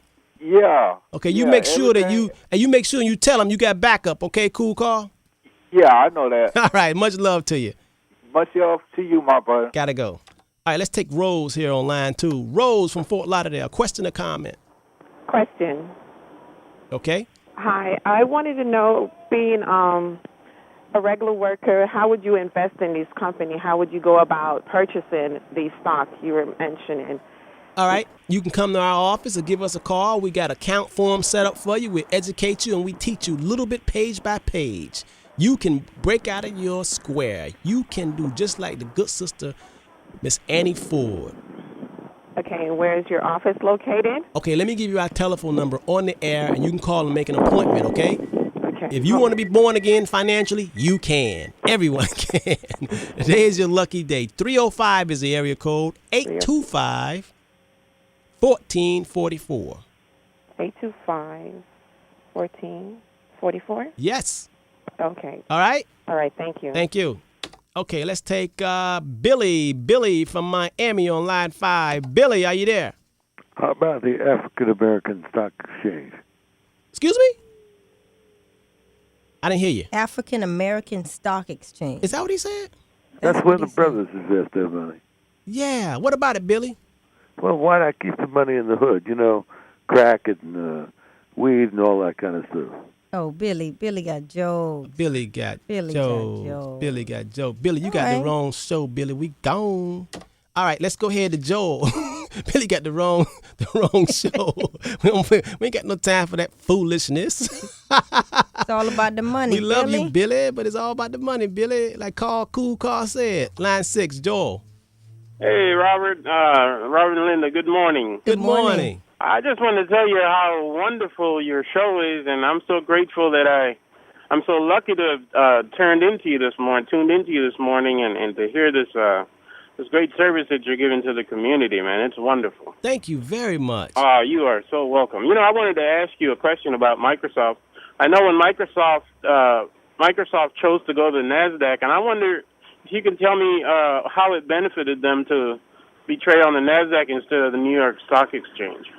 Well, I mean, when you say, well, they're part of the Dow, but the exchange fees and just a lot of, it's almost like how does it benefits you if you're a ball player or if you want to go to one school over the other.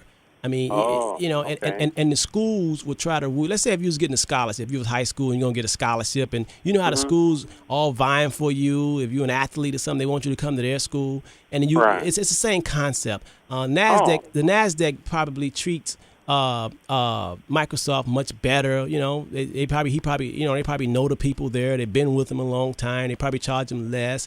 And then being part of the Dow, they're part of the Dow 30, more people buy their shares because a lot of investors will not buy any stock. They don't care whatever. They're just allergic to it. They just will not. They have standards. They will not buy a company if it's on the NASDAQ and it's not a part of the Dow. So they have best of both worlds. They're NASDAQ and they also, in the Dow. You follow me? Oh, wonderful. Yeah. And I really love the analogies you use, man. They're really good. I love the one about the talents. I mean, you make it so clear, I think you're a great teacher as well, know? Well, it's supposed to be simple. I try to demystify it, bro. I try to teach people the way I learned, by pictures because, like I say, after all, I dropped out of college.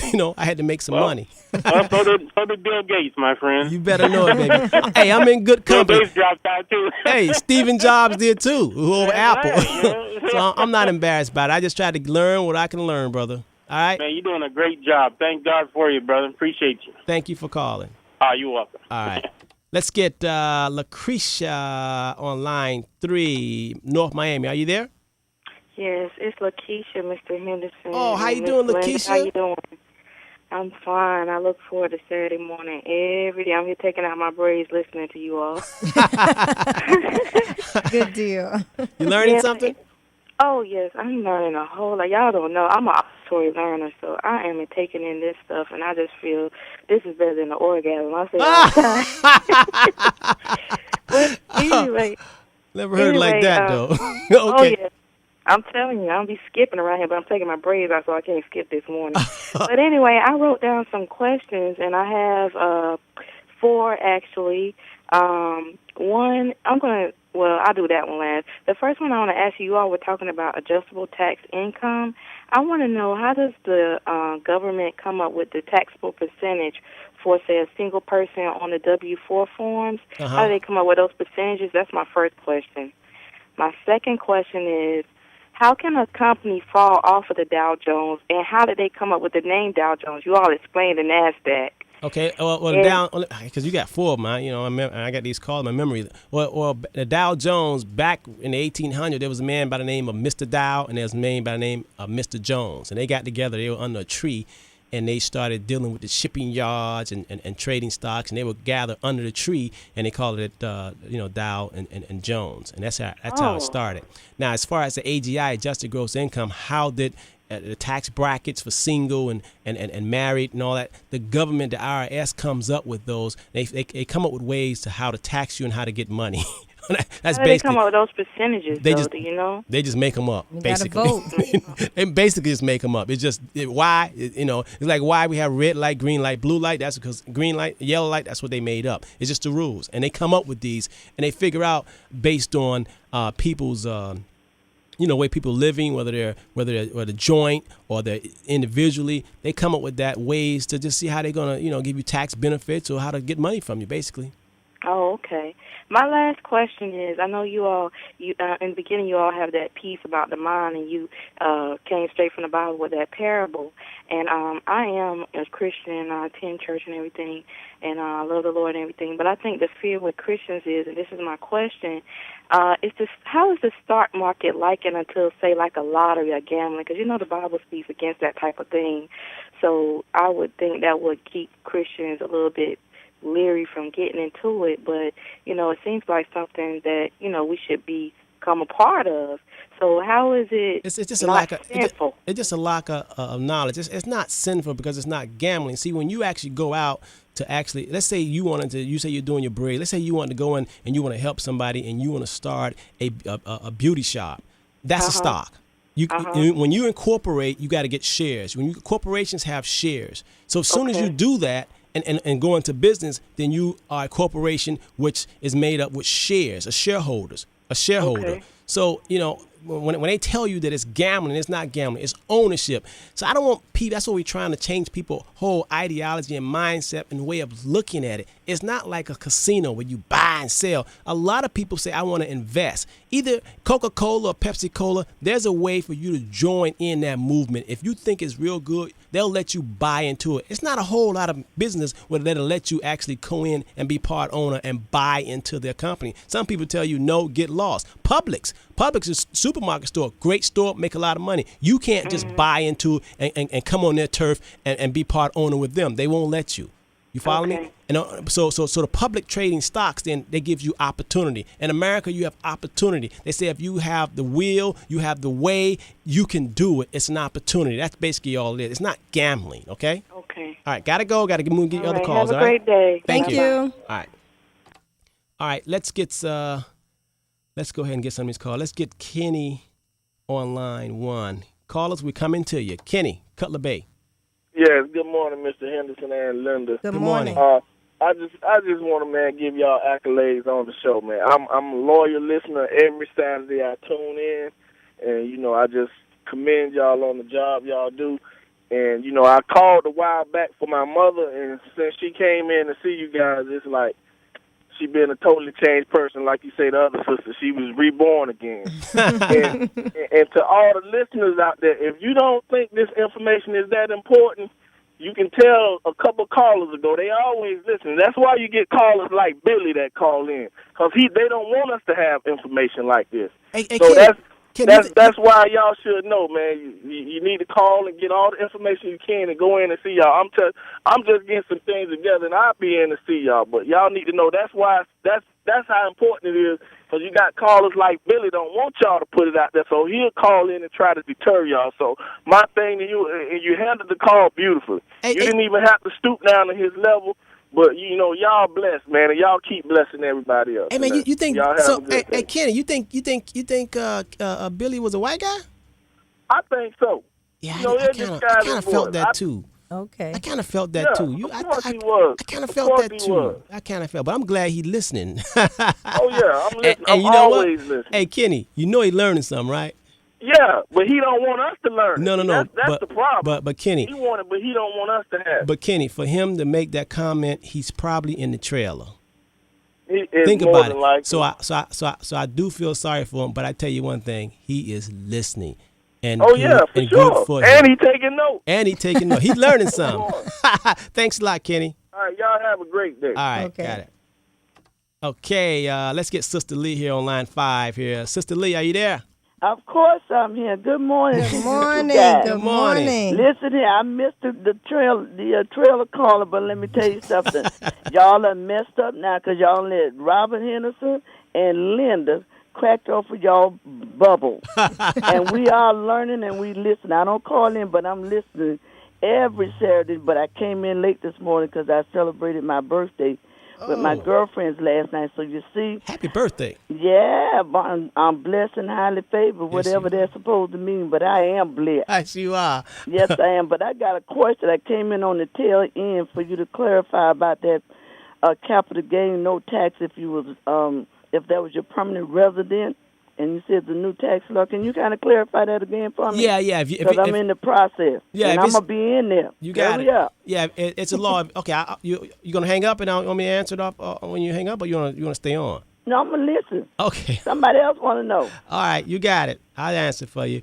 The if it's your residence, okay, and you're selling your residence, and you've had your residence for at least 3 years. Okay, that's the part I missed. Yeah. So it's not a limit to 5 years, over 3 to 4, 3 over. Yes. Okay, I got you. You got it? Yes. All right. Y'all be blessed. I'll see you shortly. You got it. Thank you. Got it.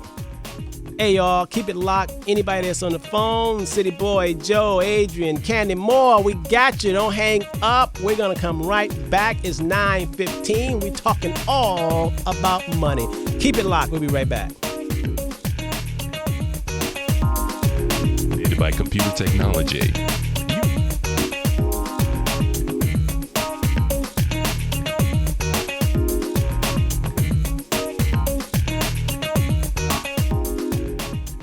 Take this quiz. Are you fascinated by computer technology? Do you get excited when you discover new troubleshooting techniques? If you're thinking about your career and where it's going, think about this. You may enjoy a future in information systems administration. And a way to develop knowledge and skills in this area is by earning a degree online through ITT Technical Institute. Call ITT Tech at 1-888-427-1616. Their associate degree program in information systems administration can teach you knowledge and skills to get you started in this field. An online education from ITT Tech is a convenient, flexible way to earn your degree. A whole new future is waiting if you're ready for the challenge.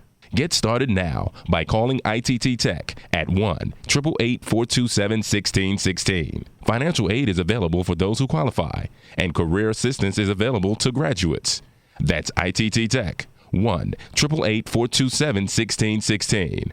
News Talk 1080 WTPS is proud to sponsor the 25th anniversary of the Minority Enterprise Development's MedWeek Conference, September 6th and 7th. MedWeek allows small businesses to participate in the matchmaking conference at the Signature Grand in Davie, one-on-one with major corporations and government entities for an opportunity to secure contracts. Get the info now at medweekfl.org. Sponsored by Blue Cross Blue Shield of Florida, a leader in Florida's health industry, serving more than 8 million people. For more information, log on to bcbsfl.com.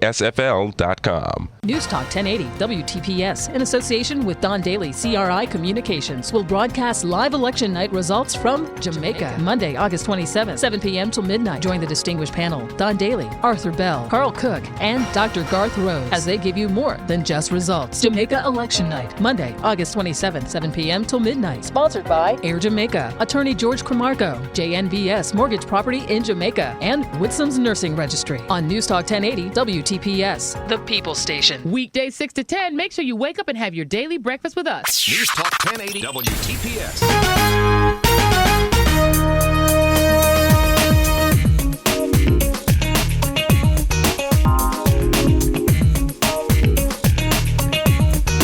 Understanding money. It's all about the money. All about the money, nothing funny, all about the money. Lynda, why don't we take Candy Morse? She's from the South Water District, and she's going to tell us about something that's going on with the South Florida Water District. Candy, are you there? I'm here. Good morning. Good morning. How you doing? I'm wonderful. You got something going on, huh? Yeah, we're having a business-to-business networking forum on Wednesday, August the 22nd at Nova Southeastern University, and it's primarily a networking opportunity for small businesses to get together, network their services, network their contacts with some of our prime contractors that actually do business with us. Oh, man, so that's opportunity, huh? It's opportunity. We're also going to have some workshops available on how to network and how to market your firm to the prime businesses that we market with. You also have an opportunity to mingle and sell your services to some of our procurement folks, and you can learn how to actually do business with the Water Management District. Now, who should attend this seminar? We're asking that those who already do business with us attend, as well as those that would like to do business with us attend. Like I said, there are going to be prime contractors on hand. There are going to be procurement specialists on hand. And, if we don't know that you're out there, we cannot give you some of the business. So we need you to stay in our faces so we can know that you're out there and you do provide a service. Absolutely. Now, what time frame is this seminar going to take place? The seminar is, like I said, on Wednesday, August the 22nd, from 6 until 8 p.m. Now, is there a cost for this? There is absolutely no cost. Everything is free. We just want people to come out and just receive the information and prepare themselves and posture themselves to receive some of the businesses and the business opportunities that we have available. How often do you have this seminar available to people? How often do you do it within a year? Well, with the South Florida Water Management District, we're responsible for 16 counties from the Orlando area all the way south to the Florida Bay, and we take this on the road to the different counties. This is the first time we brought it to Broward, and I would think in about 4 or 5 years. But we want to do this on a yearly basis to make certain that businesses know that we're out there. We need to know that they're out there, and we all need to work together to do one common thing, and that's to restore the environment. Okay. Is space limited? Are you expecting a whole lot of people to come out? As of Friday, we had about 100 people that had already RSVP'd. Everybody and anybody is welcome to come. There is no limitations on space. Now, how do you go about registering RSVPing? You can contact me. My number is 954-713-3200. The direct extension is 4983, or just show up on August the 22nd at Nova Southeastern University at 6 p.m. Okay. Now, do you have to be a big company? Can you be a startup? You have to be a company that's been around for so many years? You can be a startup. We just want people to actually come and learn how we do businesses. Like I say, primarily this is geared towards the small businesses. So you don't have to be a rich business and making a whole lot of money. You can be a small 2-3 man operation. Absolutely. You have to start somewhere so you can be that rich business making a whole lot of money. That's what we all about. Yeah. Well, thank you very much. Absolutely, no problem. For calling us. Give that number out one more time. Okay, 954-713-3200, extension 4983. And that's the South Florida Water Management District, and that's going to be taking place Wednesday, August 22nd, starting at 6 p.m. to 8 p.m. And if they call that number, you can give them the directions and how to get there and the proper address, correct? Absolutely. Hey, thank you very much for calling in and making the people aware of what's going on. Thank you for having me. Have a great day. You too. Bye-bye.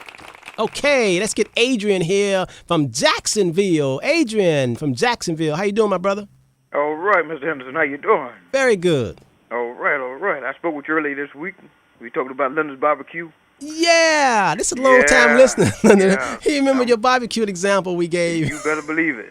And Adrian, you way up there in Jacksonville, man. You better believe it. Up in Jacksonville. Oh, man, you learning something? Yeah. You better believe it.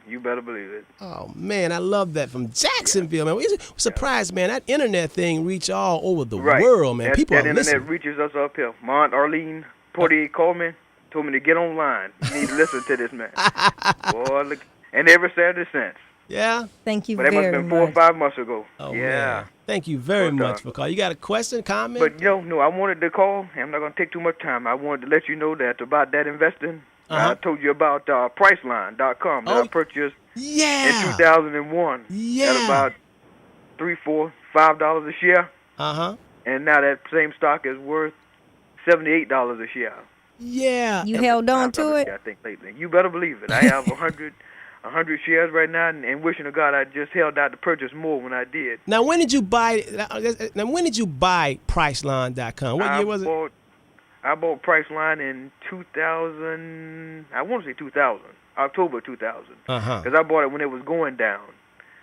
And had I waited 2 or 3 more days later, I could have bought 1,000 shares at $1 and some change per share. Right.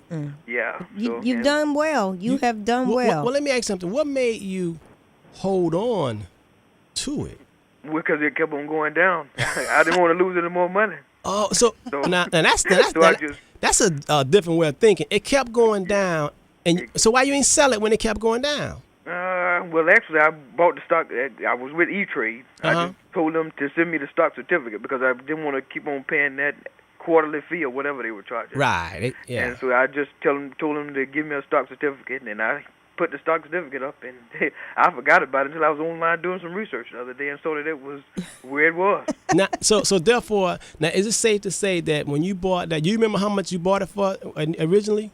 I remember it was $10 a share when I bought it. And then it dropped all the way down to $1 a share. It dropped all the way down to $1.38 per share. Now, if you would have been paying attention, in other words, if you'd have been looking every day at the edge of your seat and that thing would have dropped from $10 to that $2, you would have sold it and you would have took a loss, right? Yeah, I was going to take a loss. But I'm not going to take a loss. I just hold on to it and whatever it is, it is. If it get above 10, I'll sell it. See, now you must see. I'm gonna tell you something, Adrian. See, you're a classic example. Had you been around a whole bunch of nobodies who had never invested in the stock market, and you had told them that you bought it for $10 and it dropped to $2, a whole bunch of nobodies would have been telling you, "Man, you crazy. Man, you should sell that." They would have been telling you that, right? You better believe it. And you would have sold it. You would have sold it when it was lower than when you bought it. You wouldn't have held on. But since you held on, forgot about it, you turn around. Not a thing. It went past $2. Way past. It went past $10.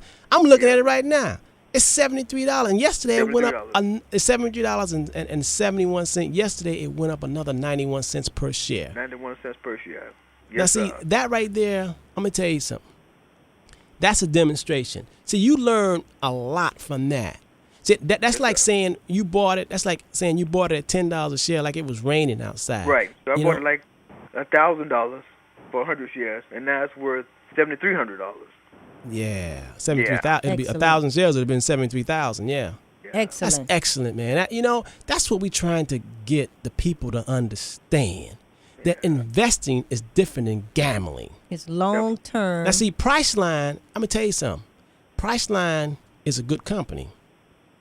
And that stock clammed and it kept on. Matter of fact, it was even higher before. Right, it was even higher, exactly. Yeah, before the market just got hit. I did the 52-week high and 52-week low, and it was much higher. It was a little bit higher than almost $80 a share at one point. Yeah, it went to $79.90. Yeah, $79 a share. But you know, in the last 12 months, it went from $30 to $79.99. Right. Wow. Right. That's big, ain't it? You better believe it. I mean, that's like putting in $3,000 and just letting it go, just letting it stay, and then you come back and it's like worth $8,000, and you don't pay no taxes or anything. See, Adrian, I'm glad you called, man. That's what I'm trying to get people to understand. And you know what? That took time. That didn't happen overnight, did it? It didn't happen overnight. And see, it didn't happen overnight. See, the problem with people, especially people, not only people with color, but people, white folks, Spanish folks, yellow folks, a lot of people don't understand this thing called time and patience. So you got to plant a seed. And just because it don't happen tomorrow don't mean that it's junk. Sometimes things need seasoning and timing. You yourself, you're better than you was 10 years or 20 years ago. Oh, much better. You see? Much better. And see, and that's what I'm trying to get people to understand when this thing called investing. You and then when you invest, you got to keep on investing. Exactly. And if you keep on, man, if you get some good corporations that you like and good businesses that you wanna be proud to own, and you start investing in those businesses, man, you will do fine. I'm trying. You know, I'm waiting on the paperwork. Hey, I asked you for it. I'm waiting on it. I sent it to you already. It's in the mail, bro. All right. Much love to you. Thanks for calling. You'll take care. All right. Now. Goodbye. Yeah, I'm glad he called and gave that testimony. Let's go to Joe right here from Miramar. Joe's been holding long. Joe, are you there still? Hello, Robert. Hey, how you doing, Joe? Man, I'm blessed and the test and about God's rest. Yes, you are. Hey, I remember that first word you said to me, and good morning to Lynda. Good how morning. You doing, Lynda? All right. Awesome. Listen, I just remember you said plan your work and work your plan. Yeah. And then you're doing the best you can. Yeah. But I remember things may not go right as they seem, but you're going to make it when you're on a dream team. And I'm talking about Lynda and Robert. I mean, you got to remember the dream, right? Remember the dream. Yeah. And I was in your office, I guess, 2 weeks ago, and I wanted to ask you a question there. You all didn't mention the international stock, but you mentioned the rest of them. And my question is, the international stock, I mean, the interest on those are like really excellent, right? Oh, yeah. So what is it that they themselves pretty much invest in, and how do they get the great interest rates? Okay, well, okay. All right, good. Okay, I'll answer for you, Joe, okay? I'll hang up, and you have a blessed day. Thank you. Thank you. Okay. All right. Well, see, when he's talking about the international stocks, how a lot of them is in terms of they pay a higher yield, a higher dividend. The currency is different, and an international stock gets a lot of American companies that invest in them. You know, the world is getting smaller, believe it or not, with all the technology and all of the cheaper labor like India or China or Brazil. A lot of American companies are not just so pure American anymore. They are actually spreading and doing more business abroad than they are doing here in the States. I mean, when you look at companies like McDonald's, they have more McDonald's restaurants abroad, overseas, than they do have in the United States, and it's an American company. But, you know, and the international companies, especially a lot of the automakers, and especially a lot of the flat TV screen makers, and a lot of the cell phone makers. I mean, you have a lot of people. When you think of somebody like China, you know, with billions of people, I mean, their telephone and their cell phone business is huge. Because, I mean, you got 300 million people in America. China, I mean, you're talking about 2 billion people over there. You know, I mean, that's a lot of people. So therefore, that means a lot of money, and it's a real great opportunity, and it's still in its early infant stages. So internationals have been doing very, very well, even though they're not as stable as we are. You know, they're very volatile, but there's a lot of money to be made. All right, let's take City Boy, who's been waiting patiently. City Boy from Miami. City Boy, are you there? Yes, how you doing, Robert? Very good. And yourself? All right. I got an appointment with you Monday. Okay. 2:30. Oh, good. Yes, I have a question and a comment. First of all, after you went off the radio, I guess it was Thursday, Warren Valentine came on and he was talking about stocks, and the guy asked him should he invest in bonds or should he invest in the mutual funds. And you know, in his defense, I didn't think he know. He said, well, you probably should go with the bond. So I think you need to give Warren Valentine a call, man. I was saying, no. Yeah, I don't prove it. But my question is, you talked about stock options. And you talked about Dow Jones this morning. Can you invest in stock options in the Dow Jones and also the NASDAQ? Yes, we invest in all three of them. Yes, you can. Yes, you can. Stock options, NASDAQ, and the Dow Jones. We cover all of them. So when you come in the office on Monday, I'll break it down to you one-on-one and explain it to you. And before you leave there, I promise you have a good understanding, okay? Oh, okay. Thank you. Thanks a lot, City Boy. All right. Bye-bye. Let's take Gerald on line 5. Gerald on line 5. Yeah, good morning, Robert, and the sister that's with you. Good morning. Your show is very good. I heard you also Thursday on the radio, and I tried to call in, but I couldn't get in.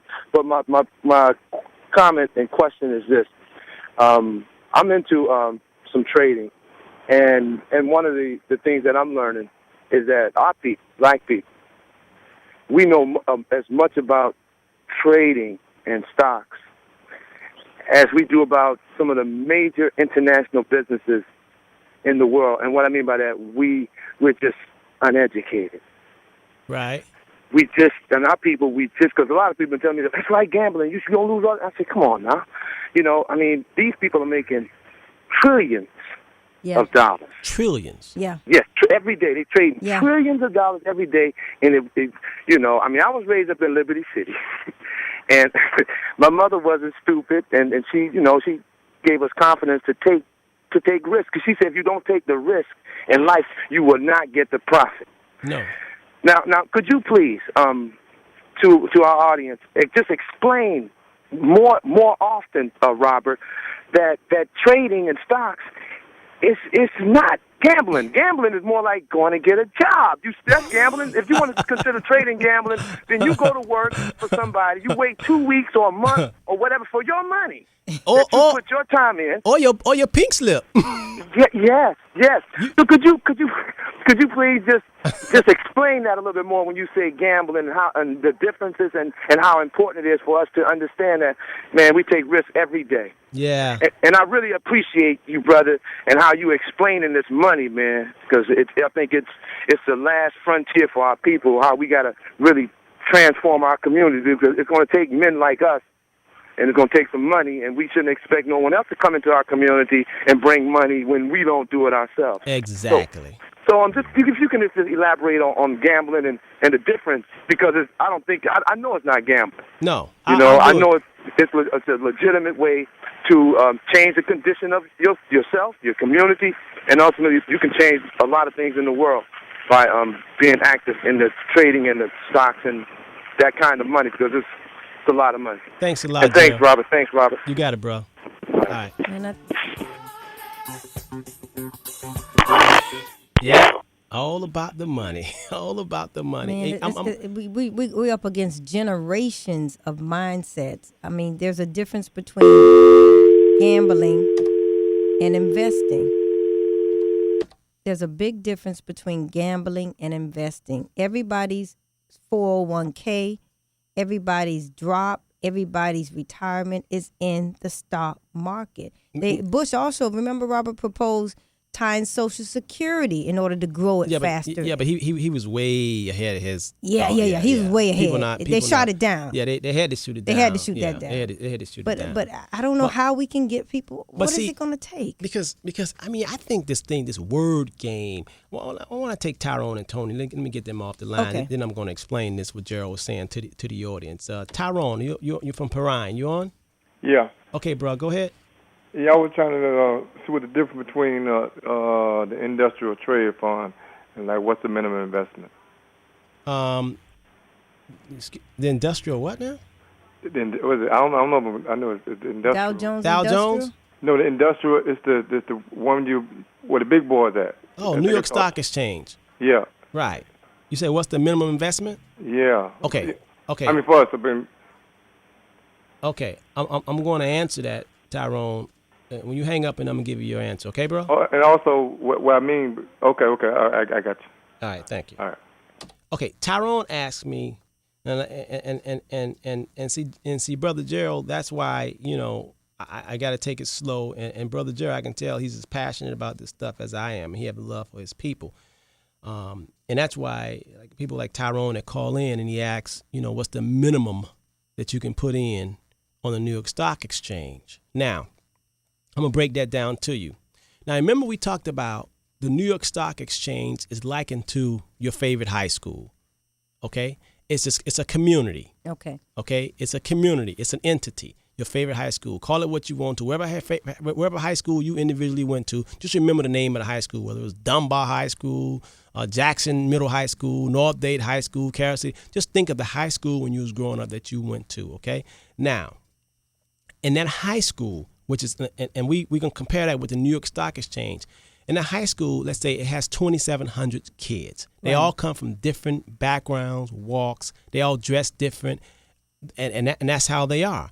On the New York Stock Exchange, you have different companies, cereal companies, Nike, Foot Locker. You have different companies that's in the New York Stock Exchange. When Tyrone says, what's the minimum that you can actually buy shares from? See, when you say what the minimum, then each share has a price to it. Each share has a price to it. And I'll give you a perfect example. Like Disney, D-I-S, that's the symbol, Disney. Disney, well, if you want to buy one share and become part owner and have one share in Disney that's on the New York Stock Exchange, that's in that community, you have to pay $32.68 per share. But then again, okay, so that's for Disney. But if you like AT&T, you have to pay $39.05 to get inside of that business and be part owner of that business. And it's on the New York Stock Exchange. Home Depot, in order to go in and be part owner and buy into the company called Home Depot, it costs you $33.31 a share. If you want to go into McDonald's, which is also on not only New York Stock Exchange, but it's a Dow, one of the 30 top popular companies, that costs $47.57 per share. You follow me? If you want something to drink and you want to invest in a drinking company, Coca-Cola. How much does it cost to get in and be part owner and be a shareholder and be a member of their team, of their group? It costs you at least $54 per share. How many shares can you buy? You can buy 1 share. You can buy 10 shares. You can buy 100 shares. You can buy 1,000 shares. If you got the money, you can buy 1,000,000 shares. So Tyrone, to answer your question, when you say how much money do you need to buy shares of stocks that's in that school, the question answer is it depends on what company you want to invest in. And I just rattled off a number of them, okay? All right. And Jerry, I'm going to answer your question because see, like Lynda was saying, we got years and years of not being ignorant or not actually understanding this whole investment thing. We got years of it. So that's why I'm taking it slow. Some of you all out there are sophisticated. You know, you're in college with this stuff. But it's a lot of people, the common folks, that don't understand this stuff. And that's why it's so important that we have this kind of forum every Saturday. You know, take your time out and get some education. It'll help you throughout your day to get a better understanding. And when you get a better understanding, life in the world starts to look different to you. As you understand, you can demonstrate that you understand. You don't do the things that you used to do. It's like a drunkard who don't drink no more. You follow me? Because your attitude, not what you say, but what you do. So when you start understanding money and finance and the empowerment, then you'll start looking and viewing life differently. And we have to do it one person at a time. We really have to do it. Each and every one of us have a duty to empower ourselves, okay? Let me get Tony here on line 2. Tony, are you there? Yes, sir. Good morning. How y'all doing? Good morning. My thing is, I just built up enough courage to roll my pension into the investment plan. Okay. And I'm with Dade County. Okay. And I've been with Dade County for about 17 years. And it's a little under $50,000 in their pension. And I rolled into the investment plan. Is there a possibility that I can double that why it's now an investment plan? But I understand what I'm starting to see is that I have to stay with the investment companies that the county have, right?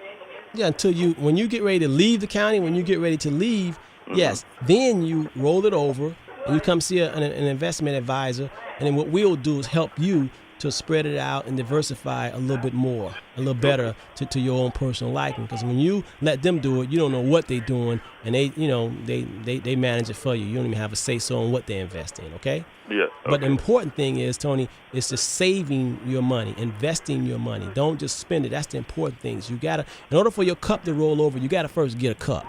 And to get in a cup, that means that you at least have a plan. You gotta get a plan. So you have one that's contribute to it. Also, not only with your pension plan there, you got to have a private individual plan that you control, not somebody else control. You got to establish a savings and investment plan on your own that you manage, and you learn about these things that we're talking about, okay? Okay, so for right now, I just have to keep it where it's like in a bond or something where it's safe. Because right now I got it like I got it aggressive right now, like a balanced aggressive. Well, that's good. That's good, but don't say the bond. Don't see when when you're trying to break off and get off the plantation. You're trying to run for freedom. Ain't nothing safe about trying to get to the promised land. Ain't nothing safe. Anytime you start saying safe, that's like you saying that you want to stay in the closet all day and not come out because you're afraid that you're gonna get hit by a car, or you're afraid that something gonna happen to you. You can't go through life playing it safe. It's impossible to go through life playing it safe and actually having a good life. You can't. Okay, but it would be wise for me to spread it, though, because I got 100%. No, you got to spread it. No. You got 100% where? I have 100% in the aggressive balance fund. No, that's good. But you got to diversify. If you want to, you can call my office. You can fax me what you have, and then we can do a conference call, and I'll wrap it to you and explain it to you, brother, because I really care about you. I never met you, but I just feel in my heart I got to give you some knowledge and give you everything I got, okay? Okay. All right, so if you do that, just call the office and fax it over to me and set up a time. They'll set up a time for you to do a conference call, and we'll rap about it, all right? All right, thanks a lot. Thank you for having the courage to call, brother. Okay. All right. Bye-bye. Bye. Yeah, Lynda, see, we got a lot of work to do. Let's take Karen online for. Karen, are you there? Hey, Robert Henderson Jr. and Lynda Harris. Good morning, Karen. It's Karen Jones. This is the Karen Jones. Hey, Robert, I've been trying to call since 8 o'clock this morning. You kidding? Hey, Robert and Lynda, I got your information when I was listening about the NASDAQ, and you can tell that the Google, when they have the 4-letter symbol, that's the NASDAQ. I think I've called like 5 people and gave them that training. Hey, but that's good. That's how we got to do, Karen. We got to spread the word. Hey, Robert, I take it and run with it. Yeah. I take it and run. That's awesome. All of the information, too. And I was listening to you all when you said how people fear things. I think my fear is working 9 to 5 to get a paycheck, and they tell me that I can only make $500 a week. I get scared of that. Now, that's gambling. What Gerald was saying, that's gambling. That's gambling, not knowing when they're going to come in there any day. You done bought a house and a car. You don't know when they're going to come in there any day and just say you gone. That's gambling. Downsizing. Yeah, downside. You gone. That's gambling. Robert, at least I can find myself right now. I know when I'm getting ready to fold. Hey, Karen, that's one of my things. When I went into business myself, I said, well, at least I know I can never get fired. I can't fire myself, you know? Hey, Robert, let me just say one more thing so you can take another call if you have to. When I was talking to you this week, and you may want to say this, is that, remember I asked you about the E-Trade. And I thought that maybe I could possibly sign up, but you did say if you're not familiar or knowledgeable, then that's not a route to take. No, you got to get education. Just because they have to do it yourself, that doesn't mean everybody should do it themselves. Everybody shouldn't do their own hair. You know that. Y'all be good. All right, thank you. Thank you, Karen. Bye-bye. All right, we're gonna Marjorie. Keep it locked. We're coming to you. We got to take a station break. This is 9:45. It's Saturday. You listen to Robert Henderson Jr., Certified Financial Planner, Lynda Harris. We'll be right back as soon as we take this station break.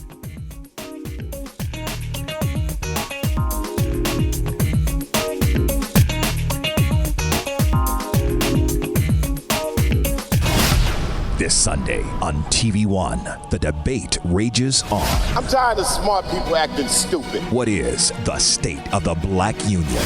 The leading blacks have gotten paid while we have gotten played. Find out as Terry Smalley and some of the most outspoken voices of our time speak to us, for us, about us. Watch part 2 of the State of the Black Union this Sunday at 6 p.m. Eastern, 3 p.m. Pacific.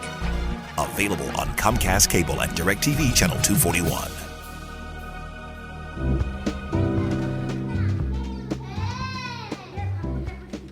Monday, August 20th is the first day of school. Will you be taking your child? News Talk 1080 wants to highlight this year's Million Father March. I'm taking my children to the first day of school nationwide campaign. We're encouraging all fathers, grandfathers, foster fathers, stepfathers, uncles, cousins, big brothers, and male care providers to participate in this first day of school initiative. More than 200 cities across the country are participating, so let's show them that South Florida is actively involved in the educational process for our children. It's the Million Father March. I'm Taking My Children to the First Day of School nationwide campaign. Visit www.wtps1080am.com for more information. In our Do You Know Your Stuff hot seat today is Doctor of Optometry, Dr. Mary. Hi, How are you, Doc? Good to be here, guys. Fire away. Which of the following can be detected during an eye exam? Diabetes, high blood pressure, brain tumors, heart disease, or multiple sclerosis? All of them. She's right. Really? No way! Really? They can detect multiple sclerosis through an eye screening? Not an eye screening, an eye exam. By an optometrist. The eyes are literally windows to your health. Brain tumors have been detected during an eye exam? Yes, and high blood pressure and diabetes. Then answer this. Why did the optometrist climb the mountain? Because he could see better up there. Oh, she's good. A message from the American Optometric Association and your local doctor of optometry.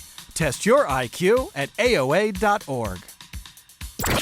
News Talk 1080 WTPS, the People Station.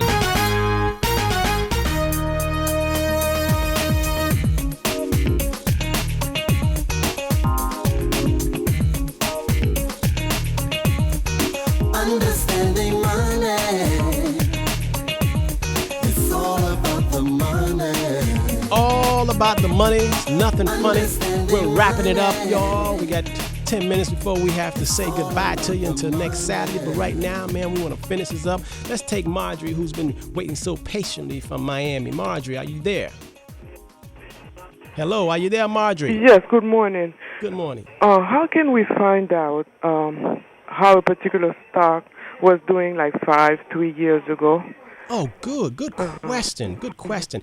You could go, one of my favorite sites to go on is yahoo.com and go into the finance section. Okay? When you go into yahoo.com, one of my favorite ones, you can go back and as soon as you go to www.yahoo.com, all right? Okay. Then when that page comes up, look to your left-hand side and click on the section that says finance. When you click on finance, then a page will open up, and then right in the left-hand upper corner, it'll say Get Quote. Now, let's say if you want to look at Pepsi-Cola, first thing you need to know is the symbol. Pepsi-Cola is PEP. So you would put in Pepsi-Cola PEP, and then all of a sudden, Pepsi-Cola will open up. It'll tell you on the left-hand corner, it'll say historical prices. You can go back and look 20 years at prices of Pepsi-Cola. You can do about a day. You can find out the price weekly, how much it was monthly. You can find out how much dividends it's paying. You know, it goes back. I mean, it'll tell you stock splits. That's one of my favorite sites that's real simple. It'll also tell you about the headlines, and then it's a profile section that tells you what the company is all about. Okay. It'll also give you the headquarters. You give you the 1-800 number. It'll give you everything, okay?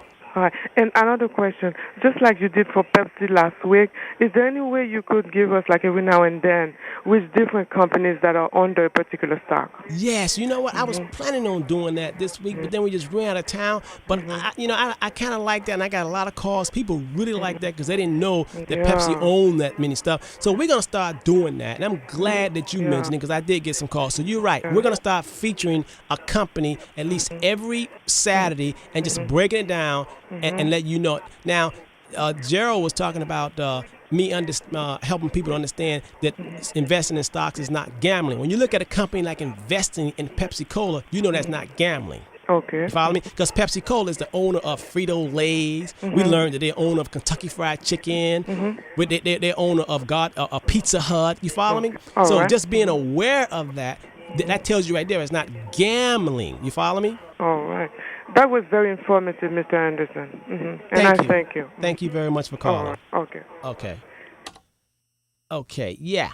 So gambling is investing. It's amazing how know what? You know the people who in 2007. But you know, Lynda, the people who say that are people who don't know what they're talking about. People who don't do it. You follow me? So why are they speaking on a topic that they are not they don't even do. They don't participate in. Because It's amazing. most people are spectators. Most people talk about things they know not of. That has been since the history of time. And the sad Gossip. thing is they have an audience. People are listening to people that are not demonstrating. A lot of loudmouth people, naysayers, they do it. And that's just a product of our society. People always saying what you can't do or what we can't or this is bad, and they've never tried it. Most people don't speak from experience. Right. Most people speak from gossip, hearsay. All beliefs should be based on facts. If each and every one of us, things that we believe, if we had some factual information that we've done ourselves, not what somebody told you. You ever heard somebody come telling you a story and you find out the story they told you was a complete lie? Yeah, you ask them, how do you know? Because that's what they said. Right. What? And it's bad if somebody tell you a story and before you find out, if somebody come tell you a good story that's so exciting, before you find out was that person lying, you be done went and told 2 or 3 other people, then they told 2 or 3 other people, and it done got out. And first of all, if you roll it back to say, well, let's see how this started, or is it true? You kind of find out none of them that spread it, that gospel and them lies, had any factual truth to it. None of them. No firsthand knowledge, no firsthand experience, all passed down wrong information, generation after generation. It will cripple a whole race.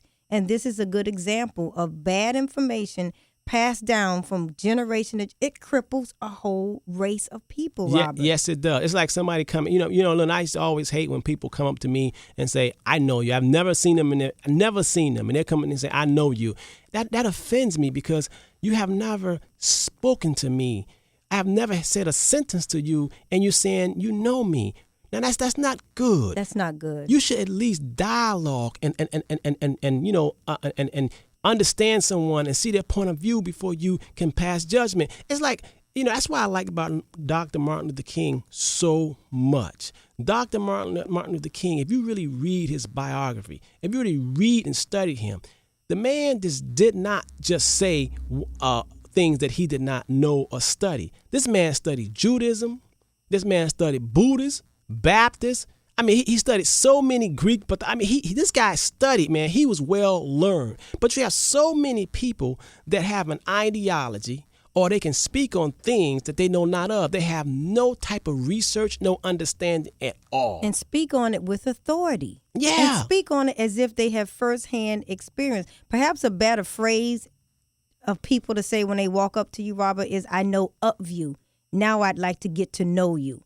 Because You're right. People come up, we're doing seminars, and they say, I know you. Right. And perhaps they may want to rephrase that to, I know of you, and I'd like to get to know you. And the worst thing is somebody who don't like you tell somebody about you, and the person who don't like you tell 10 people about you. Now, it's going to be distorted, and then they come up to you, and they don't like you, and you don't know why they don't like you. So that's the same principle as somebody telling you about investing. Whoever telling you investing is gambling, show me somebody who's saying investing is gambling. I'll show you somebody who don't invest. Never have. Never studied it. Mad. And living in a fearful little closet. Right. You never. Because let me tell you something. This whole thing, every entrepreneur, everybody that's living and happy and prosperous, understand this thing called faith. You can't even get to the promised land without faith. Yeah. You got to believe in something that you can't even see. Is that gambling? Now, is that gambling, or do you want to see it? You can't see it with your naked eye. You got to see it with your heart, with your feeling. See, that's the problem. And that's when I talked about those 3 talents earlier. See, the guy who buried his, he wanted some guarantees, right. But he was stricken and cursed. Right. A lot of people can't figure out why they can't get to a higher ground because their thinking is wrong. They have poverty thoughts. The thoughts and fear is a poverty thought. There's no way in the world you're going to get all what you're supposed to get in fear. If you believe in something you can't see, touch, feel, smell, some of these companies we've quoted has been around since the 1800s. Talk about being able to track them. They have a track record. They're divested in so many areas that we use in our lives every day, and you still think it's gambling? You are literally wearing it on your back. You're driving their motors. You're eating their foods. You're wearing their jewelry. You're carrying their products in your purse. And you would say it's gambling. However, you have faith in something you cannot see, feel, touch, or smell. I don't understand that. We have to break that thinking, and it has crippled an entire race. Yeah, putting money in Colgate Palmolive. How is that gambling? When Colgate Palmolive have mouthwash, dental floss. How is that gambling? They have hand soap. Matter of fact, they have a pet nutrition segment of their business. For Fido. Yeah. And that's gambling. Yeah, that's gambling. How is having shares and ownership in Palmolive, Colgate, gambling? That's saying that you see a business that's been around. Colgate Palmolive was founded in 1806 and is headquartered in New York City. So there's a physical building you can go to. Yeah. You can touch. Yeah. But you believe in and have faith in something, and you should have faith. You can't touch it or see it or feel it. Which one? I mean, what is gambling? And they're manufacturers of consumer products worldwide, okay? Worldwide. Colgate Palmolive. How is that gambling? Now, you could say that you want to start your own Colgate Palmolive, or you can say, I want to invest and be part owner of a company that started in 1806. And they can't stop you, whether you black, white, blue, green, or any color you want. It's open to the public. Now, to not invest is gambling. Absolutely. That's what I say. Absolutely. I gotta go here. I'm sorry if I didn't get y'all. We'll get you on Saturday. Next Saturday, we're going to have a great show. We're going to talk about that PIP insurance. I got two powerful lawyers that's coming on. I know both of them. One black, one white. They partners. Jewish guy and a black African-American. Now, how you like that, black folks, white folks? And they good, too. Damien and Wasserman. I just had lunch with them. Remember when we seen them in court, Lynda, how they helped us? Oh, my goodness. A dynamic duo. One black, one white. We got something for you, world. Not top that. Join us for next week when we start talking about the PIP insurance and the impact. All about money, understanding money. Take care of yourself. Keep hope alive. And get loose that fear. Don't let nobody tell you that you can't do it. I love you. Peace.